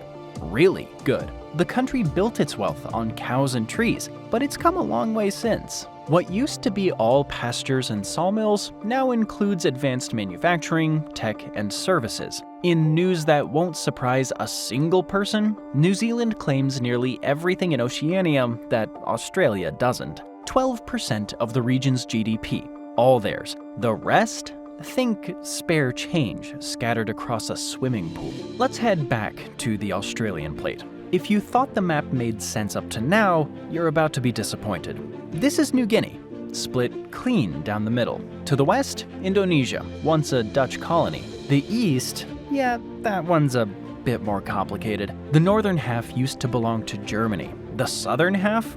That was Britain's. Then Germany decided to fight everyone. The first time, anyway, World War I. Australia walked away with the East. Then World War II showed up, Japan invaded, lost, and history hit repeat. 4 more years of the same old. 1949 rolled around, and Indonesia won independence from the Dutch. Sort of. One stubborn patch refused to budge, Western New Guinea. The Netherlands held on. Why? Commitment issues? No. New Guinea wasn't like the rest of the old Dutch East Indies. Different people, different culture. Melanesian, not Malay. So the Dutch stuck around, saying they were preparing it for independence. Sure. That didn't sit well with Sukarno, Indonesia's first president. He decided all former Dutch territory now belonged to him. So, in 1962, he went to war over it. The US wasn't thrilled. Washington stepped in like a tired parent and told everyone to play nice. The result? The New York Agreement. The Dutch would hand West New Guinea to a UN administration for 6 years. Then the locals would vote. Independence or integration with Indonesia? Simple. Well, on paper, anyway. Indonesia's military handpicked about 1,000 people to vote. If vote meant do what we tell you. Every single one said yes to joining Indonesia. 100% approval. The kind of number you only see in dictatorships and dandruff shampoo ads. It's still disputed today, but like most old geopolitical grudges, it's been swept under the rug. Except now, the rug's so lumpy it's tripping anyone who walks over it. This little territorial quirk means half of New Guinea counts as part of Indonesia, and therefore Asia. The other half, Papua New Guinea, is Oceania. It's the continental equivalent of sharing a Netflix account and pretending it's 2 separate households. Papua New Guinea has over 11 million people. That's more than New Zealand, but its economy? Tiny by comparison. The country runs mostly on what it can dig up or chop down. Mining, drilling, logging. If it comes out of the ground, it's GDP. Petroleum gas and gold lead the pack, with copper, nickel, palm oil, timber, and coffee tagging along for the ride. Despite all that natural wealth, most people see little of it.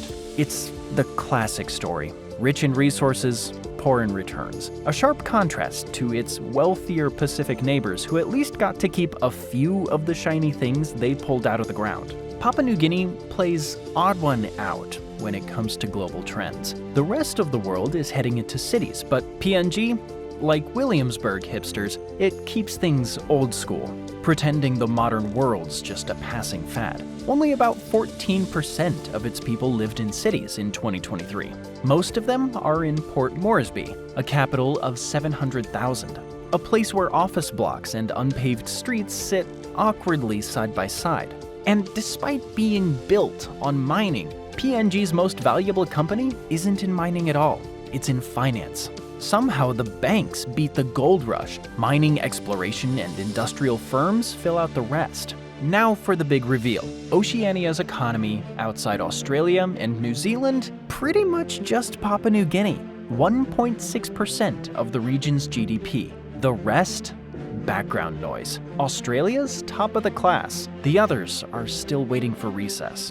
That's probably why it's easy to split Europe and Asia into separate continents. Does it make sense scientifically? Nope, but culturally, economically, sign me up. Two civilizations, thousands of years of building, trading, and occasionally setting each other on fire. But more importantly, money talks. In 2024, Europe made up 24.47% of the world's GDP. Asia, 36.47%. When you're holding more than half the world's cash, you get to draw the map. Literally. Oceania, though, just 1.82% of global GDP, even with Australia doing the heavy lifting. When you're that far out of sight, you're also out of mind. Bad news for the country's sinking, economically and, in some cases, literally. Tuvalu is best known for its internet domain, .tv. It doesn't stand for television, just a cosmic coincidence that turned into a business model. The country earns a steady income from selling .tv domains. Can't blame them for all the annoying streamers that come with it though. It's one of its main revenue streams, right up there with a national trust fund and fishing. Almost half the population works in the fishing industry, pulling from waters teeming with nearly 200 species. The rest? Mostly coconuts and creativity. Because beyond that, Tuvalu doesn't have much in the way of natural resources, which is why it makes up just 0.003% of Oceania's total economy. Just above is Nauru at 0.008%, although above might be generous. Its path to profit isn't a success story. It's a warning label. Nauru was once called Pleasant Island, and it lived up to the name.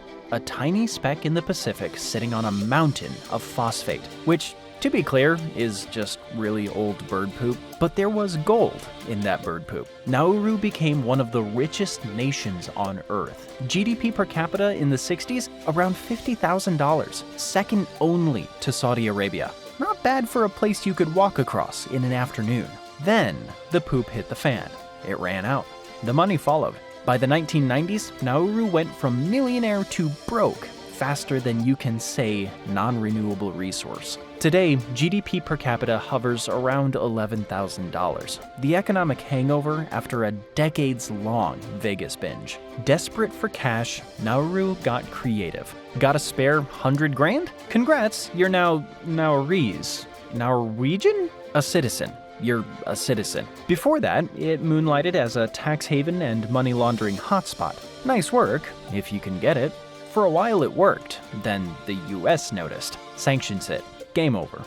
But Nauru has a problem. The phosphate's gone, the money's gone, but the ocean isn't. Since 1992, sea levels have climbed about 4 inches, and the rise is speeding up, roughly 0.15 inches a year now, double what it was in the 1990s. The nerdonauts at NASA say US coastlines could see another 10 to 12 inches by 2050.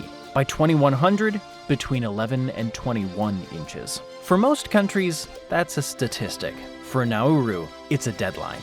The island sits barely above sea level, and the tide doesn't care about independence, or GDP, or history. Not everyone will face rising seas equally. The rich nations will build walls. The rest will need to learn to swim. Wealthy nations like the US can throw billions at seawalls, pumps, and climate resilience. The islands of Oceania?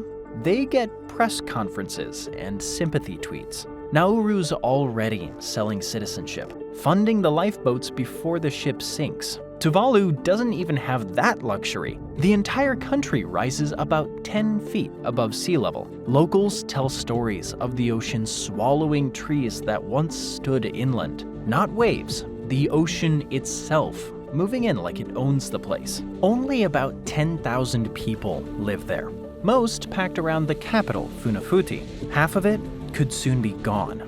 The .tv domain might bring in money, sure, but you can't stream your way out of the ocean.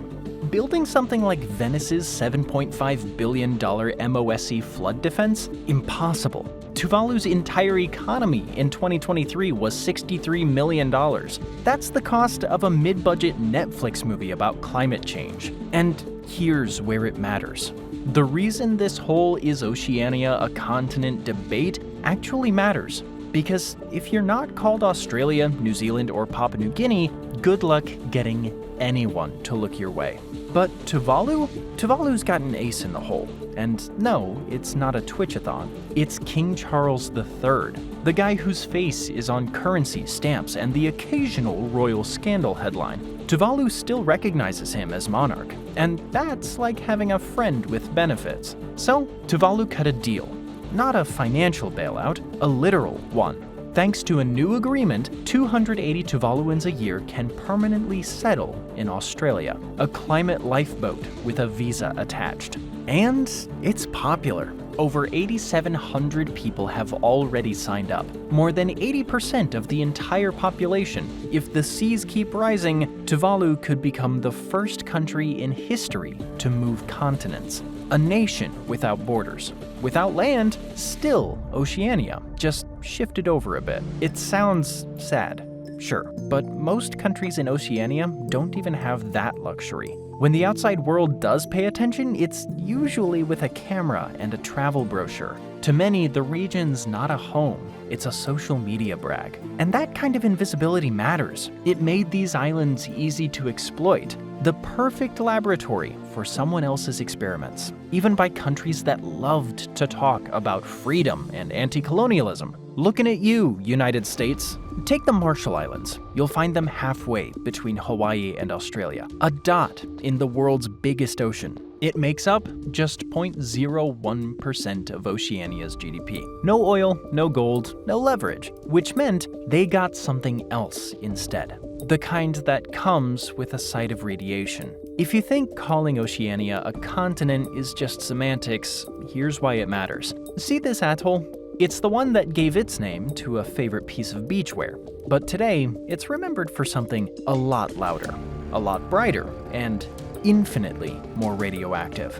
In 1946, President Truman decided Bikini Atoll was the perfect place to drop a nuke. Remote, low population, easy to ignore. Ideal criteria for blowing things up. Between 1946 and 1958, the US conducted 23 nuclear tests. But that was just the opening act. Across the Marshall Islands, there were 67 tests in total. That's what happens when no one's watching the map. The tests left Bikini uninhabitable. The US declared it safe again in the late 1960s and 1970s. Guess what? It wasn't. People moved back and got ill. Birth defects. In 1978, scientists found strontium in the water, cesium-137 in people's bodies, plutonium in their waste. It was the world's most tragic chemistry experiment. Today, the atoll's like Oceania's own Chernobyl, if Chernobyl had better beaches. A ghost fleet still sits beneath the lagoon. Tourists still dive there. It's considered safe, as long as you don't stay long enough to glow. For the global powers, the nuclear tests were just numbers. Blast yields, shockwaves, data points in the Cold War's biggest science fair. But for the islanders, that was the end. Homes gone, food poisoned. Generations changed by fallout. Literally. In the 1980s, the Marshall Islands set up the Nuclear Claims Tribunal. It was supposed to deliver justice, or at least a receipt. It started with $59 million, pocket change for the US. Later, the tribunal ruled the US owed $150 million in damages. Congress said the check's in the mail. The USPO must be really slow. Let's compare that to Australia. Massive. Empty. A few kangaroos. 95% of the land is either sparsely inhabited or totally deserted. 85% of Australians live within 31 miles of the coast. So, not a bad place to test nuclear weapons, right? Wide open spaces, plenty of sand, minimal witnesses. The British certainly thought so. Between 1952 and 1963, they ran 12 nuclear tests. Maralinga, the Montebello Islands, Emu Field. Pick your desert, pick your bomb. The indigenous Maralinga Tarutja people were forced off their ancestral lands. Why change the habit of a lifetime, Britain? But here's where the story changes. The Maralinga Tarutja got their land back in 2009. Why? Recognition. When you're a continent, you get cleanup crews, compensation, and press coverage. When you're an island, you get fallout. By 1957, half the country had had enough. The government panicked. Cleanup crews rolled in. Now, most of Maralinga is open again. Hunting, mining, whatever. Just don't build your dream home there. The Taranaki test site still glows like a nightlight. That's the perk of being a continent. You get press coverage and the occasional apology. That's why people in the Pacific want Oceania to be seen as more than Australia plus some islands. Visibility matters. It's the difference between an apology and an afterthought, between being on the map and being a spot in the ocean. So, what is Oceania? A continent? A culture? Or just the world's missing piece? Depends on who you ask. Depends who's looking. That's the problem and the beauty. Thanks for joining me today. I hope you enjoyed the video, and if you want to see more videos like this, then please consider subscribing and turn on notifications. It really does make a difference. Thanks again, and I'll see you next time on MatPack.